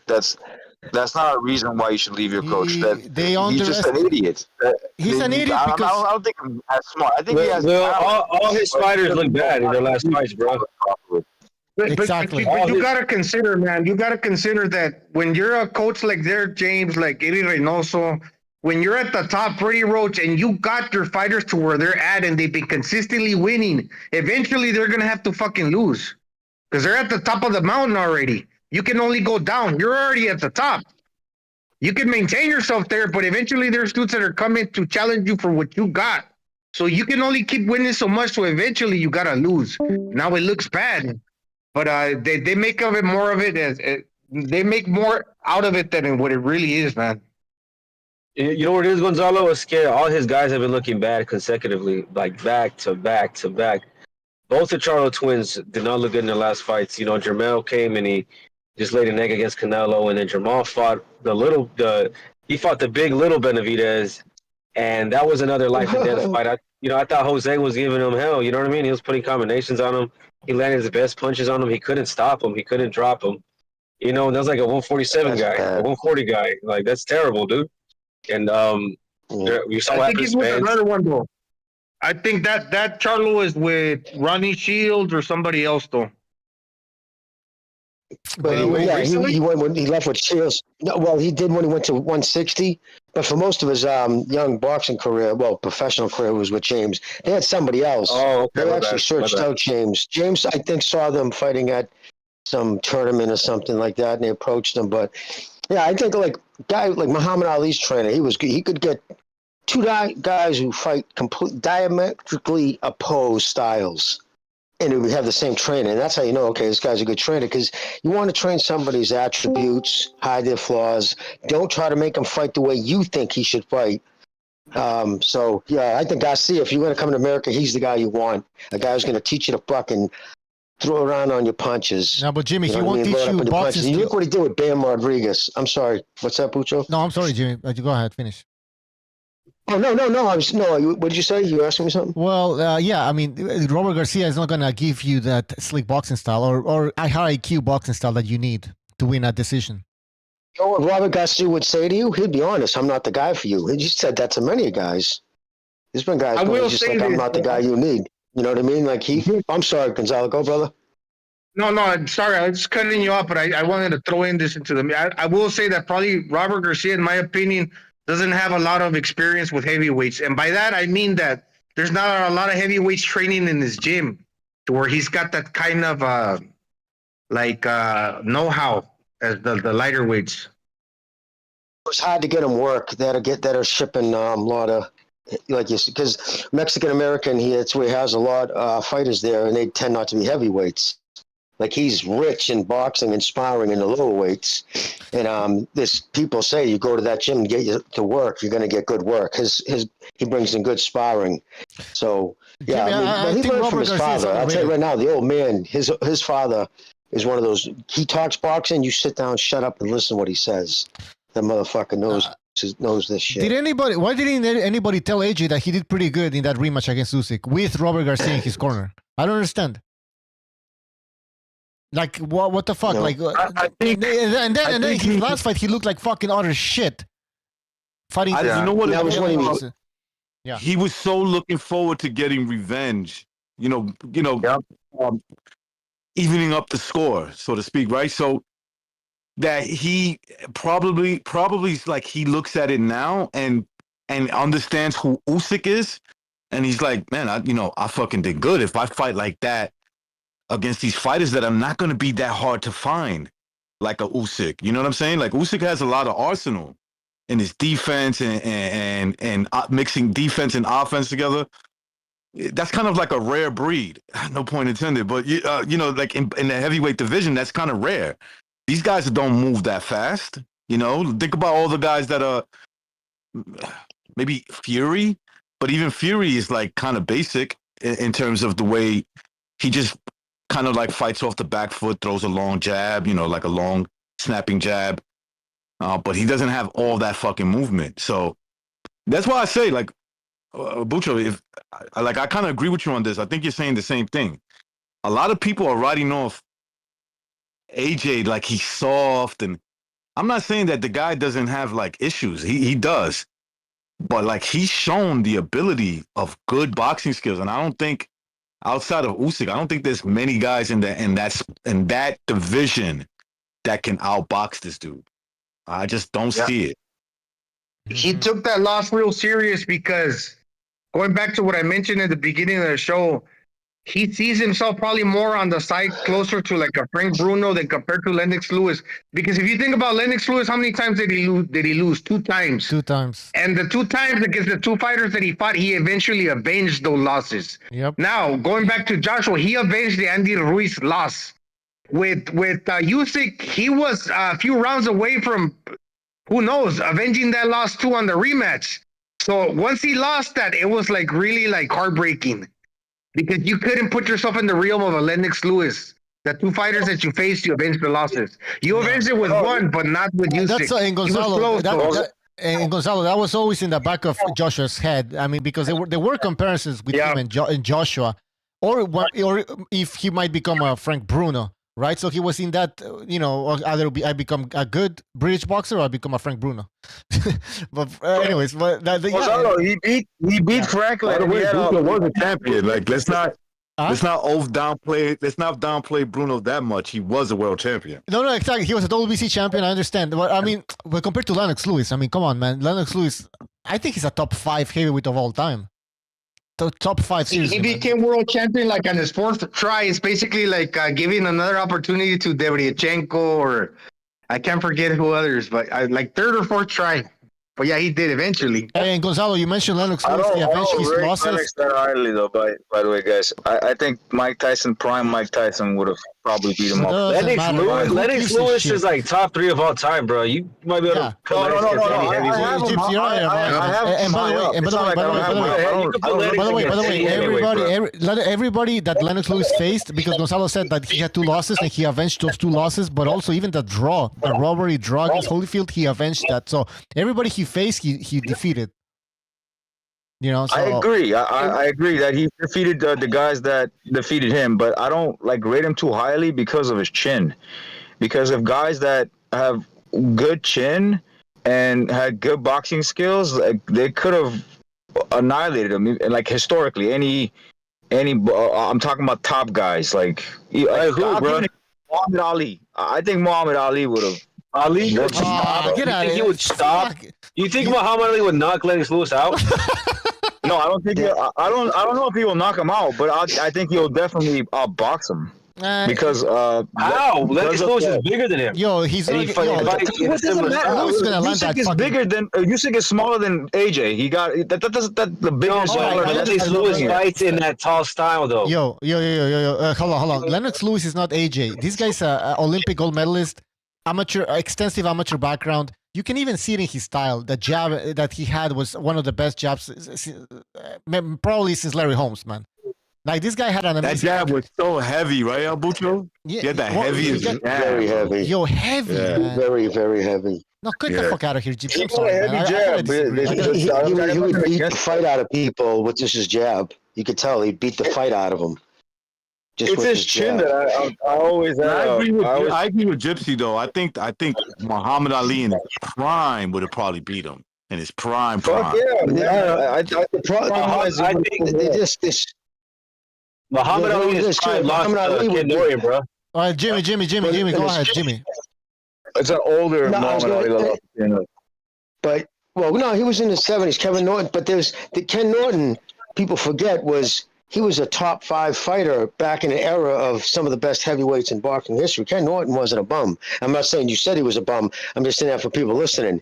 He just wasn't elite, but what he did have was a style. It was all wrong for Ali. He just has some guys just have your fucking number, and that was the case with him. But the thing is, even in his prime, Ali, when he won the title, I think he was 188 pounds, 187 pounds. Come on, bro. Think about that, 187 pounds. Come on, dude. On the scale, the same day weighing and shit. But that's something, what? That's something to think about. Remember, you knock the fuck out. Great point. Lennox Lewis will knock him the fuck out, bro. That was a time Come on, guys. where heavyweights. You know what, Sobers? That was a time where heavyweights came in under 200 pounds. Yeah. You know, Saturday, Rocky Marciano fought it. He was considered a heavyweight, and he fought at 190. 190. Yeah, 190. Ali was 216, by the way. Ali was 6'3", I believe. 216. Yeah, 6'3". 6'3", you're right. Yeah, 6'3". He was around 188. He was deadly at 188. He had the same height and same reach as Usyk, the very same height and reach. And I would probably argue that they're about the same weight, really. Yep. And Ali did have he had a granite chin, a historically good chin. Exactly. Joe Frazier shattered his fucking jaw. Shattered his jaw. Fucking. And he kept going. I mean, George Foreman was one of the heaviest punching heavyweights in history. And fucking, like Foreman said, I could not believe the punches I was connecting with him. I thought I was going to kill that man. And he didn't go down. Yeah, but he gave him Parkinson's. But Jimmy, he gave him Parkinson's or something. I don't know, man. What's that, brother? He gave him Parkinson's. I was saying he paid for that shit. No, I mean, I don't know the correlation between that, but I mean, no. He gave himself, Jimmy. The shots he took, right? It didn't help. It didn't fucking help his his head. I mean, of course it didn't. It couldn't have. How could it have, right? Getting your fucking brains rattled like that. He should have. I mean, and on top of that, I can't forget his name. His head was Shavers. Ernie Shavers. Some people say he's the hardest punching boxer in history, and fucking Shavers couldn't stop him. You know. And he was older in life, so his chin was insane. I mean, Fraser dropped him. Absolutely. Fraser dropped him, but. Oh yeah, Frazier fucking hit like a fucking. He was the first Mike Tyson. He was Mike Tyson before Mike Tyson. That Englishman too, that Cleveland dude. I can't remember, Cus Clayton or some shit. Cleveland Williams, Big Cat. Yeah. Well, some Englishman dropped him, and then like they had to cheat to buy time for him, so he wouldn't get knocked out. Think about this, guys. He laid on the ropes and let George Foreman just beat his body like it was the fucking heavy bag. I mean, it worked. Think about the bars it takes to lay there on the ropes and let George Foreman tee off on you. And I know, Foreman power was real. When he lost, Jimmy, when he lost, he got put in the back of the line, and he came back in the mid-70s. He had to go through all these dudes and eventually knocked out Michael Moore. So he kind of knocked out some of the guys from the newer era. So you could tell that the 60 era, whether they were smaller, but George was on the bigger side, they were tough too. So those guys could go with these guys. I don't know about the guys nowadays because they're way bigger. But no, and with the Ernie Shavers fight, Ernie Shavers caught him like in the second or third round. That dude went on autopilot, Muhammad Ali, and basically woke up. Shook it off like around the championship rounds. I think it was a 15-round fight. And then, basically autopilot. Then he came back alive and won the championship rounds. That's how he ended up winning that fight. And what is that? That's such a great thing you brought up. That was instinct. Went on autopilot. Because it was something, he just did it without thinking, man. He was that ability, you know, and no, I know exactly. So many wars like that. So that's why I rate him as one of the greatest heavyweights ever. You know, people look at his record and they talk about losses and this and that. It's like, man, stop. You just don't know. You just don't know, man. And he lost 3 years of his prime, albeit he chose to with his stupid politics. But all right, Jimmy, we gotta take a phone call. Well, phone call. It's a StreamYard call. MKVI, are you there? Sorry, I forgot you were there. Anyways, I think he's muted. Jump in when you want, all right? Oh, there you go. Hello, can you hear me? Yeah, go ahead. Welcome to the show. Thanks. So I was just going to say about Parker versus Wilder. I think Parker has a really good chance to beat Wilder, to be honest. I agree. Why do you think that? Why? Well, because Wilder is 38 years old. He's ring rusty. And he's already had his ass kicked by Tyson Fury. That's a good point. And I mentioned that. Are you from Auckland? Well, I'm from New Zealand, not Auckland. I'm from the south. All right. Okay. Yeah, I recognize in New Zealand. I was just wondering. That's a great point about the Wilder Fury fight, because this is something I mentioned earlier before, like 2 weeks ago. Is Wilder the same guy? Because those were massive beatings that he took. What do you guys think? Yeah, I mean, Of course not. Of course his chin's gonna fold. I don't quicker. think so. Metal, keep bending. We've only seen him in for a round against Hellenius, and he didn't show us anything. He came back for a minute and a half, and that's his comeback, and that's what everyone's supposed to believe, that Wilder's back on track and he's a bronze bomber again, and that was supposed to bring back his mystique, you know. And I don't know who that's worked on, but yeah, I don't see him as that guy. You know what I mean? Yeah, and they tried to sell him before. No, he's not the same guy. And that Hellenius fight didn't impress me at all. I didn't see anything from Wilder. Minute and a half. One round. Yeah, but hasn't anybody ever got a massive beating and then come back still been somewhat the same? Not exactly the same, but somewhat the same. Manny Pacquiao, Roberto Duran, like only legends, all-time greats. Yeah, so like it's not impossible. Did they even take a beating that severe? But even okay. I mean, can I say something? Impossible. That's a good point from the Duran knockout from Hearns. I mean, from Hearns, and then the Pacquiao knockout from Marquez. They came back. Yeah, No, but hold on. Those were, like you said, all-time greats. Those were knockouts, right? But these were this. I think there might be a difference between a knockout like the one that Duran suffered against Hearns, or Pacquiao against Marquez. That's different than a constant beating. Like what happened with Wilder was that every fucking single round he was getting fucking beat up, man. His brain is all scrambled. Not every single round, Bucho. Every Like single you can't say the first round was like that, or every single round. This way, third fight. In the last two fights, well, look at the statistics. At no time in the 3 rounds, right? Did Wilder ever land more than 10 punches in one round in all the fights? I mean, the statistics are crazy. How one-sided that trilogy was. I don't think Wilder. I think Wilder won 1 round in the second, or 2 rounds in the third fight. In the second fight, he won a second of that fight.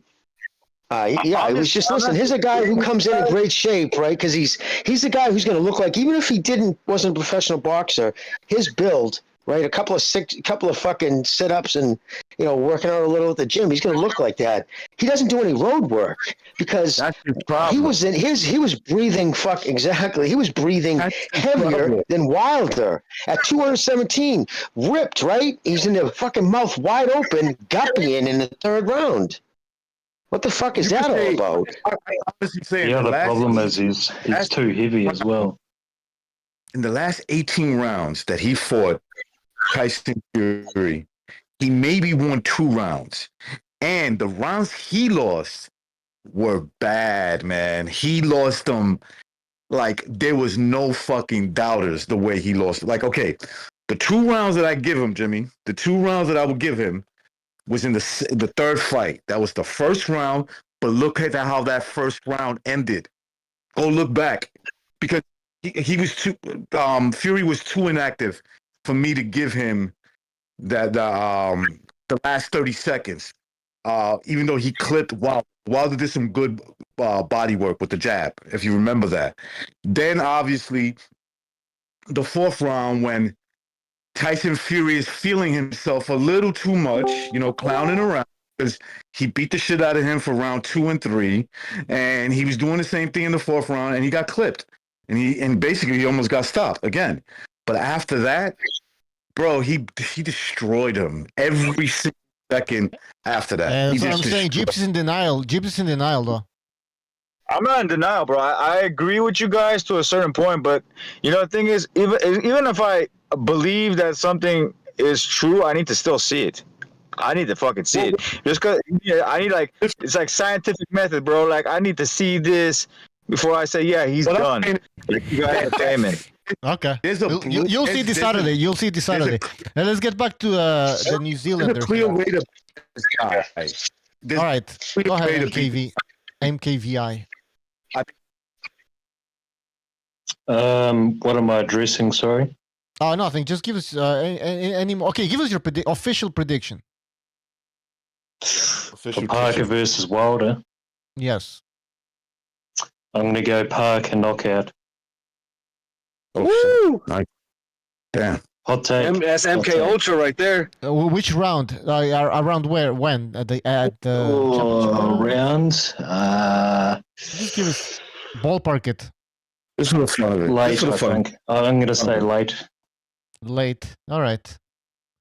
All right. What about the Joshua fight? I mean, I know I'm a Kiwi and I'm happened? biased, but I mean, I already gave my points on why I think Parker could beat Wilder, and a lot of people say he doesn't have a lot of power, but in his right hand he does, I think. Yeah. Honestly, he doesn't have shit all power in his left hook. He's only got power in his right hand. That's true. No, it's only the right hand. Absolutely. He has nothing else. Yeah. So, can I ask The MK thing is, Ultra? Wilder's vulnerable to the right hand anyway, so Tyson Fury showed that. MK Ultra. And MK Ultra. the There's a second and question third for you. fight. Gypsy has a question for you. Is that Go ahead. really his name? That's a cool name. I got no question, I'm bro. not That's Gypsy, over, Butch. bro. You're mixing my voice. You're mixing my voice with that guy. Go ahead. I was gonna say, bro, what do you think about what was that? L Dog came in here earlier and was talking about, Joseph Parker's unscrupulous past. His indiscretions in the past. You don't think he could be paid off? You think he's not willing to sell himself out? Because I think he can win too. But after hearing that, I think I'm very reckon he's suspicious. pretty clean. I mean, there is the problem with the what was it? Was it the drug trafficking? Oh I think it yeah. was a drug trafficking where he was accused of something around that. He's a criminal. Yes, I don't know if it was proven, but there was a big allegation around that. Allegations. I'm saying, do you think he'd be willing to sell himself out, or do you think he's going to come to win? I think he's coming to win. He won't take a dive. There's a few people that are saying he'll take a dive. I think that's bullshit. All right. I don't think Parker is the type of guy who would come in and take a dive, man. Parker's not that type of individual. In New Zealand, we don't have many good boxers. You don't know We've that. only got about 5 million people. Yeah, I don't know if that's true, but I don't feel like he's that type of individual to do that. I mean, he doesn't. He's pretty straight shooting. Yeah, I could see that, bro. But like, I mean, there's more money for him if he beats Wilder, isn't it? At the end of the day, I mean, think about it. That's true. Yeah. I mean, he's made millions in his career. Why would he go in there and lose against Wilder? All right, we'll see. All right, guys, we gotta move on. We gotta move on. MKVI, thank you for calling. Call back next time. All right, take care. All right, we got now Southpaw Lefty. Southpaw, are you there? Yeah, what's up, guys? Let's crack it. What's up? What's on your mind? What's up, Lefty? Nah, just going with the chalk on the heavyweights, man. But I think Jimmy has a good point, man. It's really hard to, compare matchups with today's heavyweights versus the heavyweights of the past because, I don't know if that was when they only had 8 weight classes, but as of today, there's double that, and they're trying to add the Bridger weight. So these guys were like light heavyweights, you know what I mean? So it's a little different. It's a little different. I think Ali would have been fighting Roy Jones, if anything. You know what I mean? That's the fight that should be the mythical matchup because they were more close to the size. But yeah, man, I don't believe the hype with Wilder, man. I think the PBC fabricated his whole career. Everybody's like, oh, he dropped Fury so many times, man. Everybody dropped Fury. Fucking Ngannou dropped Fury. Steve Cunningham dropped Fury. You know what I mean? Fury's just one of those guys, and he knocked out a King Kong Ortiz who lied about his age and who was 50 when he's in the ring with heart blood. He's on a high blood pressure medicine, man. This guy's old as fuck, man. So I don't know, man. It's just crazy. I hope there's some upsets though. But I want to change it up, man, because I just got off of work. But did y'all hear anything about Charlo, man? I looked on Twitter just a minute ago, and everybody's talking about this. Charlo's on audio. And I heard the audio where he's bragging about busting his girl's eye open, and I guess she posted some like video of like him dumping all her clothes out on the porch, and it looked pretty crazy, man. Like Montero, everybody's retweeting it. Jermel, the littler one. Jermel. Oh, okay. Okay. Yeah, man. So it's looking bad. I don't know if he's got charges coming up, but man, Montero, the Raging Babe, Steve Kim, everybody's like. I guess the audio is actually out there where he's talking about how he busted her eye open because she thought she was a tough girl, but then when he busted her eye open, she called the cops, so she's not as tough as she's just like a regular woman, is what he said. It's pretty cringy, bro. I mean, he put it on a break. That's what it sounds like to me. It's like, if you were a real bitch, you would have said shit. You would have just took the black eye. Yeah, that's what he was saying. I was like, damn. Like, I don't know. But you know what it is? He came off the loss and he doesn't know where to put that energy in, bro. Like he came off a loss against Canelo and he doesn't know where to put that energy in. He needed but what's funny, Jamil needed a tune-up. Funny is like they had the build-up shows. They had the build-up shows when these guys before their fights and to show them as being family, man. Man, dude, I know 2 girls like personally that they were fucking with, or that one of them they were trying to pimp out. The other one, she was just a side chick.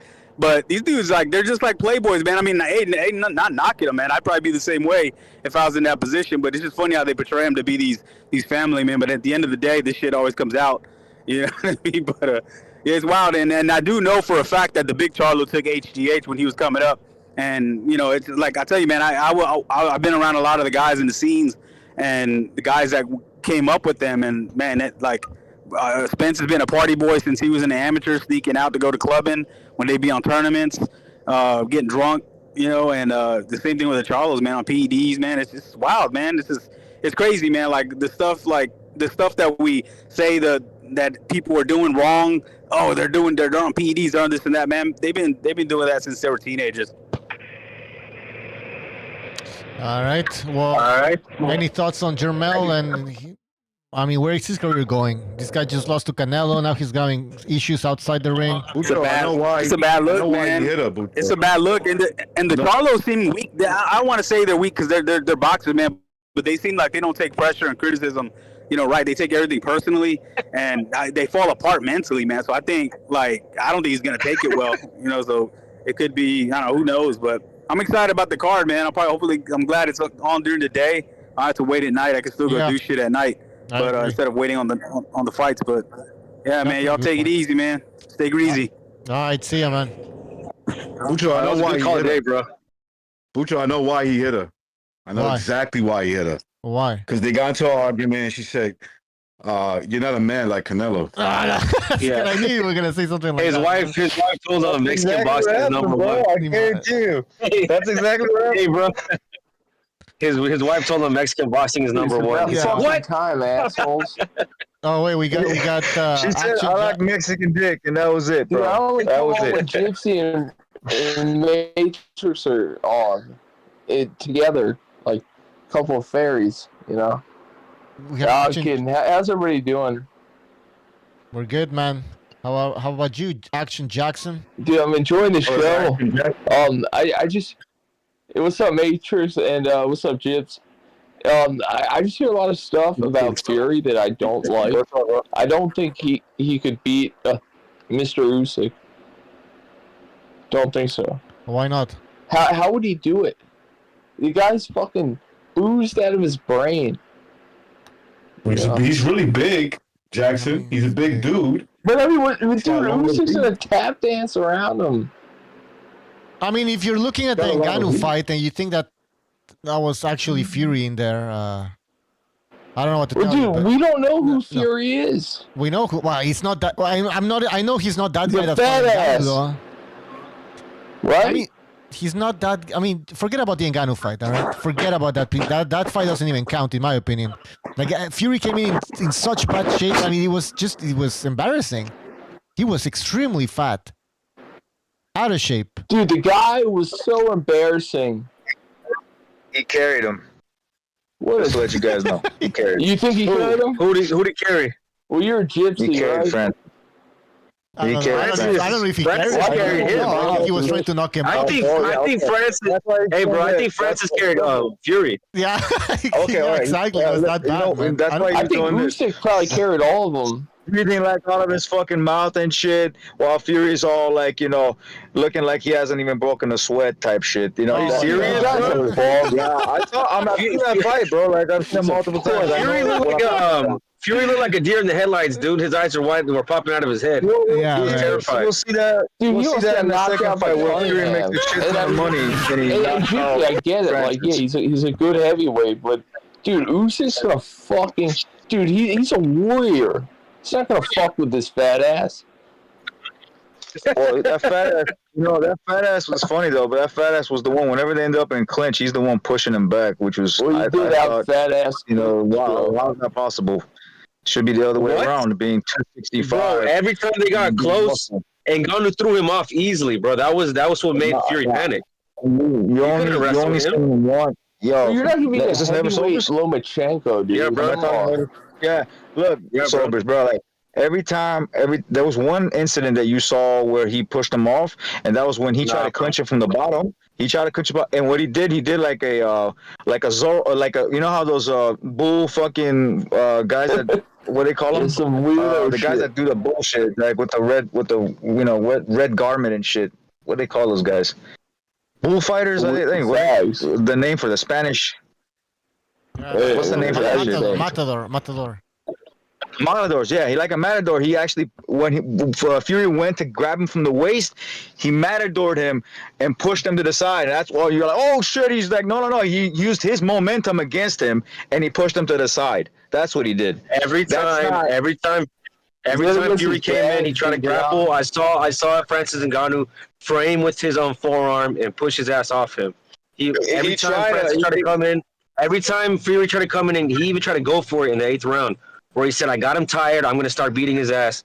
And Francis Ngannou fought him off him. He put Fury on the back foot again, dude. You know what I'm saying? Come on, dude. Don't defend his performance, dude. I'm not defending his performance in that sense. I'm saying he pushed him back more often than Francis pushed him back. Watch again. He pushed him more back to the ropes while grabbing him on the clinch. And you know why he did that? Is because he's a taller guy who has the leverage over him. He's a taller guy, has a leverage, so he leans towards his body, pushes him much more easily than Francis could. But Francis had moments where he kind of tried to fight off the clinch and all that kind of stuff. He had moments like that, but usually whenever they were in the clinch, he was the one getting back up to the fucking ropes. But it was I don't know. It phased Francis a little bit because he was breathing hard here and there, but Fury didn't take advantage of that shit because he was carrying him. I'm telling you, he tried to take advantage. Fury did not carry him. He tried to take advantage. Fuck. Can't carry we'll see that, bro. We'll see what rematch one day. I believe it would be because that was that's why there was no belt on the line and there was a 10-round fight instead of a 12-round fight. You know, we'll see at that point. I love the way you break shit down, man. I'd like to see what's going on inside your head sometimes, man. What's up, Jimmy? You're a great dude, man, but you think it's some weird ass shit, man. It's a hockey stuff, bro. I do some weird ass shit, bro. It's on point. And that elbow, man, I know people are gonna say shit about that elbow. I thought throwing slow-mo, but that elbow was intentional because he was pushed just like back while Francis was attacking him, and he ended up hitting him with the elbow. But he could have done more than one. Coming down from the ceiling. Why was the elbow coming down from the ceiling to the floor in that trajectory? Because he was going for the chin and he ended up missing that fucking chin. That's all it is. He missed that chin. And hit why was the elbow so far up in the air and come down with his paw checked into his chest? Yeah. His elbow was high up in the air. I've watched it 100 times. There was no shove. You said that last time. There was no shove. They were just in tight. And then all of a sudden, Fury went to throw a fucking right hand, but he did. He tucked the right hand in. He came down with the elbow. And caught him right on the eye. He was trying to bust that motherfucker's eye open, dude. You gotta stop that, man. There's no ifs, ands, and buts about it. He was trying to bust that dude's eye the fuck open, man. We can fight about this all day. I'm just gonna post that. I'm gonna get that clip. I'm gonna show you what I'm talking about. Why that happened. Dude, I'll post it right now. I just posted Charlo's fucking confession. I just posted Charlo's talking about being part of the fucking an indigenous person, being a part of the Smackahoe Nation, and fucking. Yeah, he was. Thanks, Jim. So I posted it. So if you want to play that, Bucho. Oh, wait a second. Are you saying what Jamel says? He's part of the same tribe as me, Smackahoe?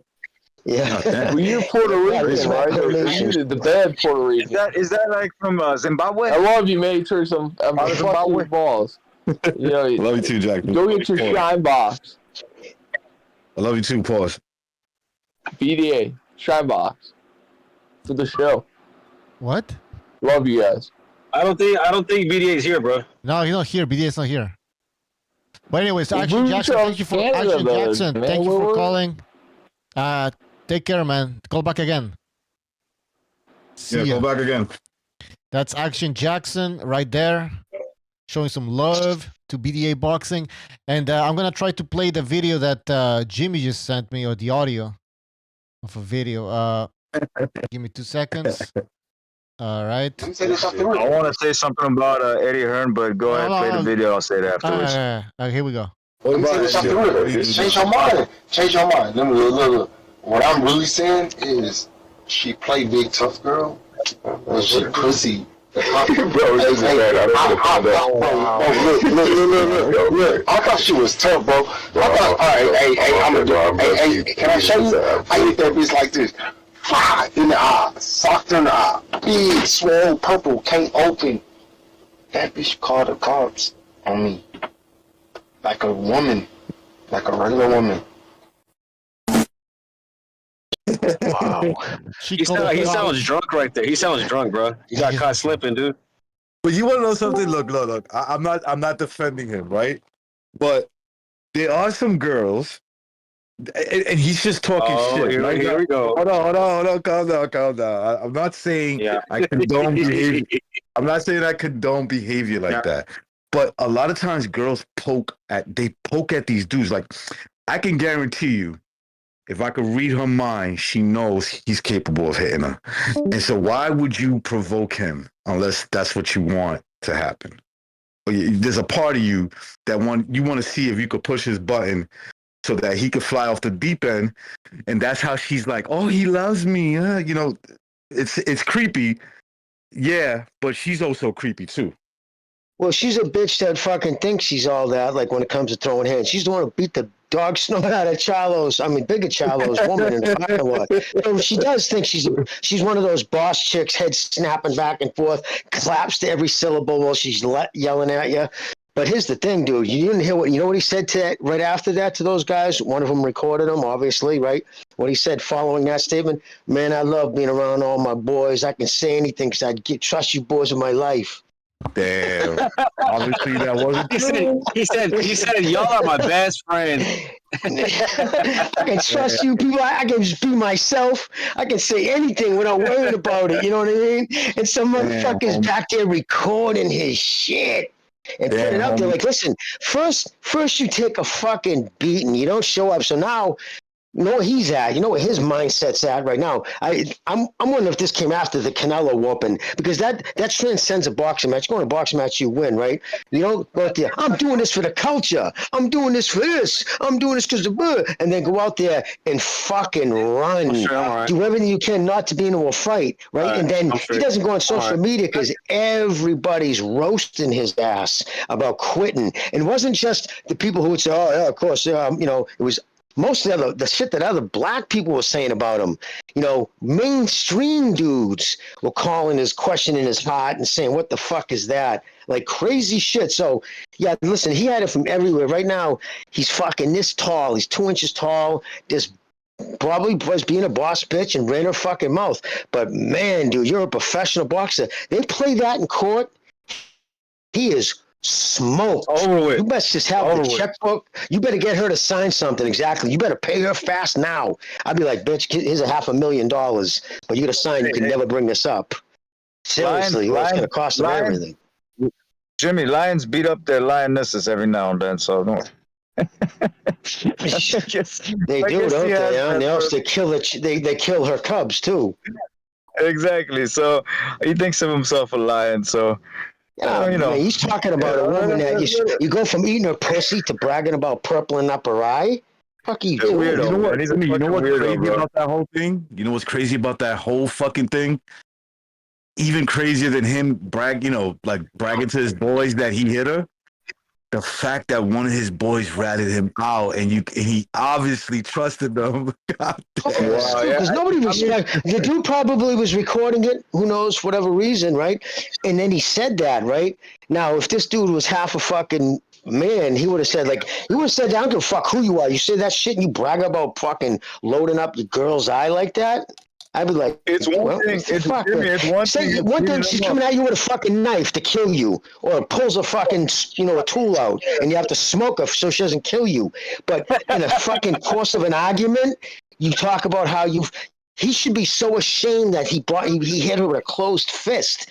Never mind bragging about that shit to his boys, man. That's something fucking seriously wrong. I'm assuming that lions, when they beat up their lionesses, they don't go on bragging about how they beat up their lionesses. That's bitch right there. You should feel this big. You should feel like, I can't believe I had to put my hands. Like, what did you do? Like to get it to that point, you had to knock your fucking woman out, and then you're bragging about that shit. You gotta do it. Yeah, you gotta do it with fuck, dude. You gotta do it with an open hand. Glad one of your boys blew you up, because now you don't know who to trust. You shouldn't have anybody to trust. Jimmy, are you saying? Anyways, Jimmy, are you saying?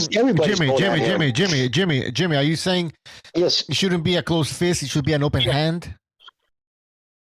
Yeah, of course. Okay, of course, dude. That's a big. No, listen, that's a big difference. If you're in that position where a woman, like, man, remember, this is a woman you supposedly love, right? This is his girl, right?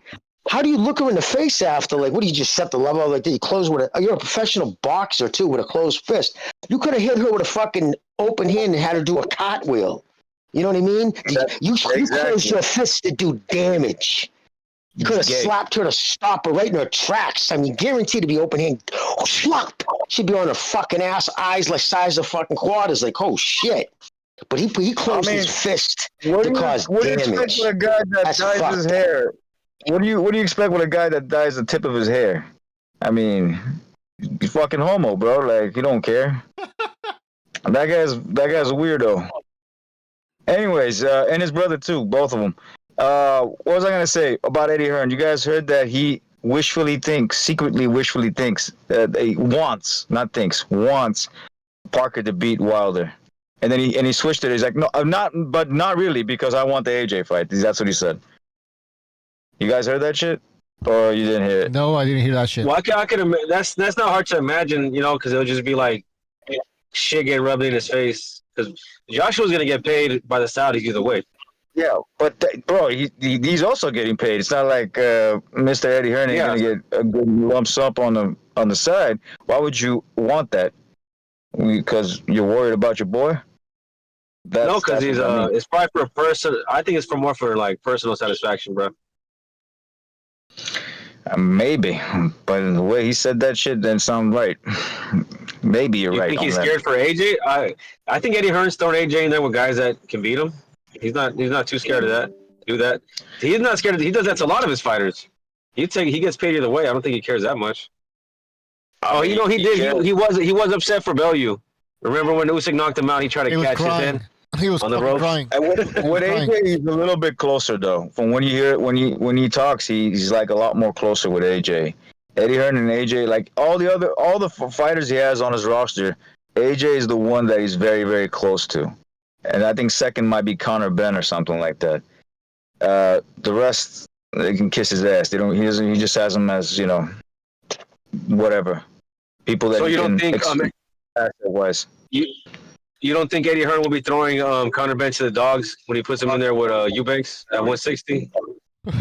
At 160,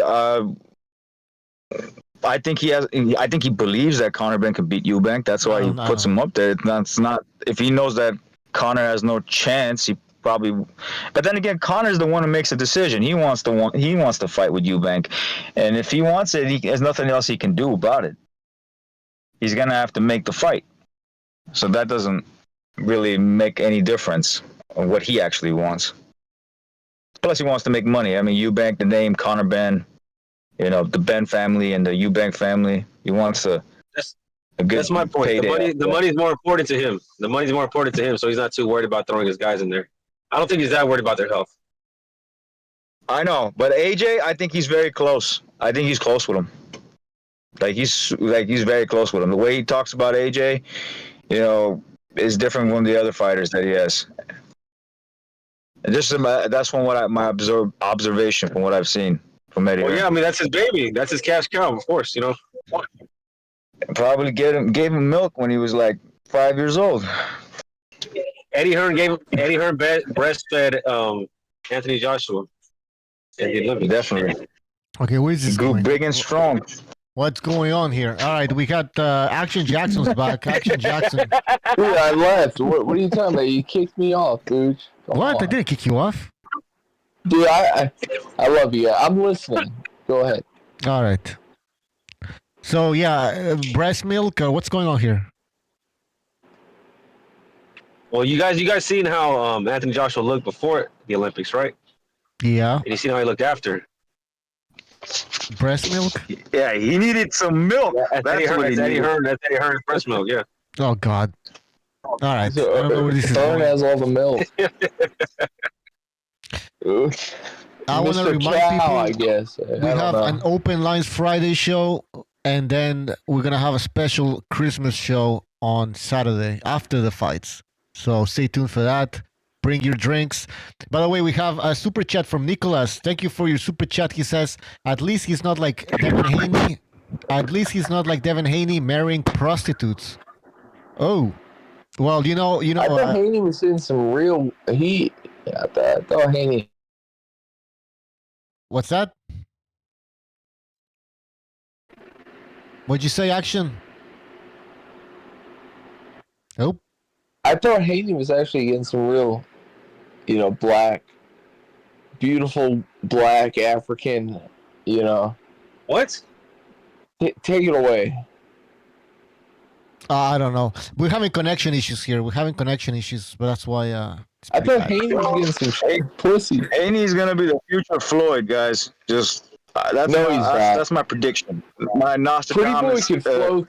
He could throw combinations. Prediction. I actually saw a witch, and she told me this shit. Haney's gonna be. Nah, dude, Haney's not pretty witch. Yeah. What if he fights Crawford? Why are they talking about him fighting Crawford, bro? Crawford knock him out.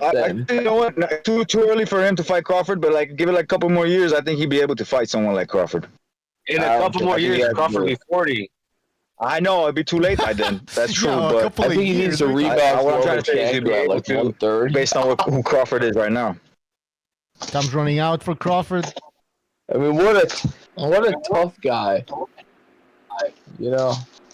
Hey guys, all right, we're having connection issues, and can you guys hear me? I'm calling from Florida. Maybe we'll have another. No, it's not you. It's I can see it on my streaming software.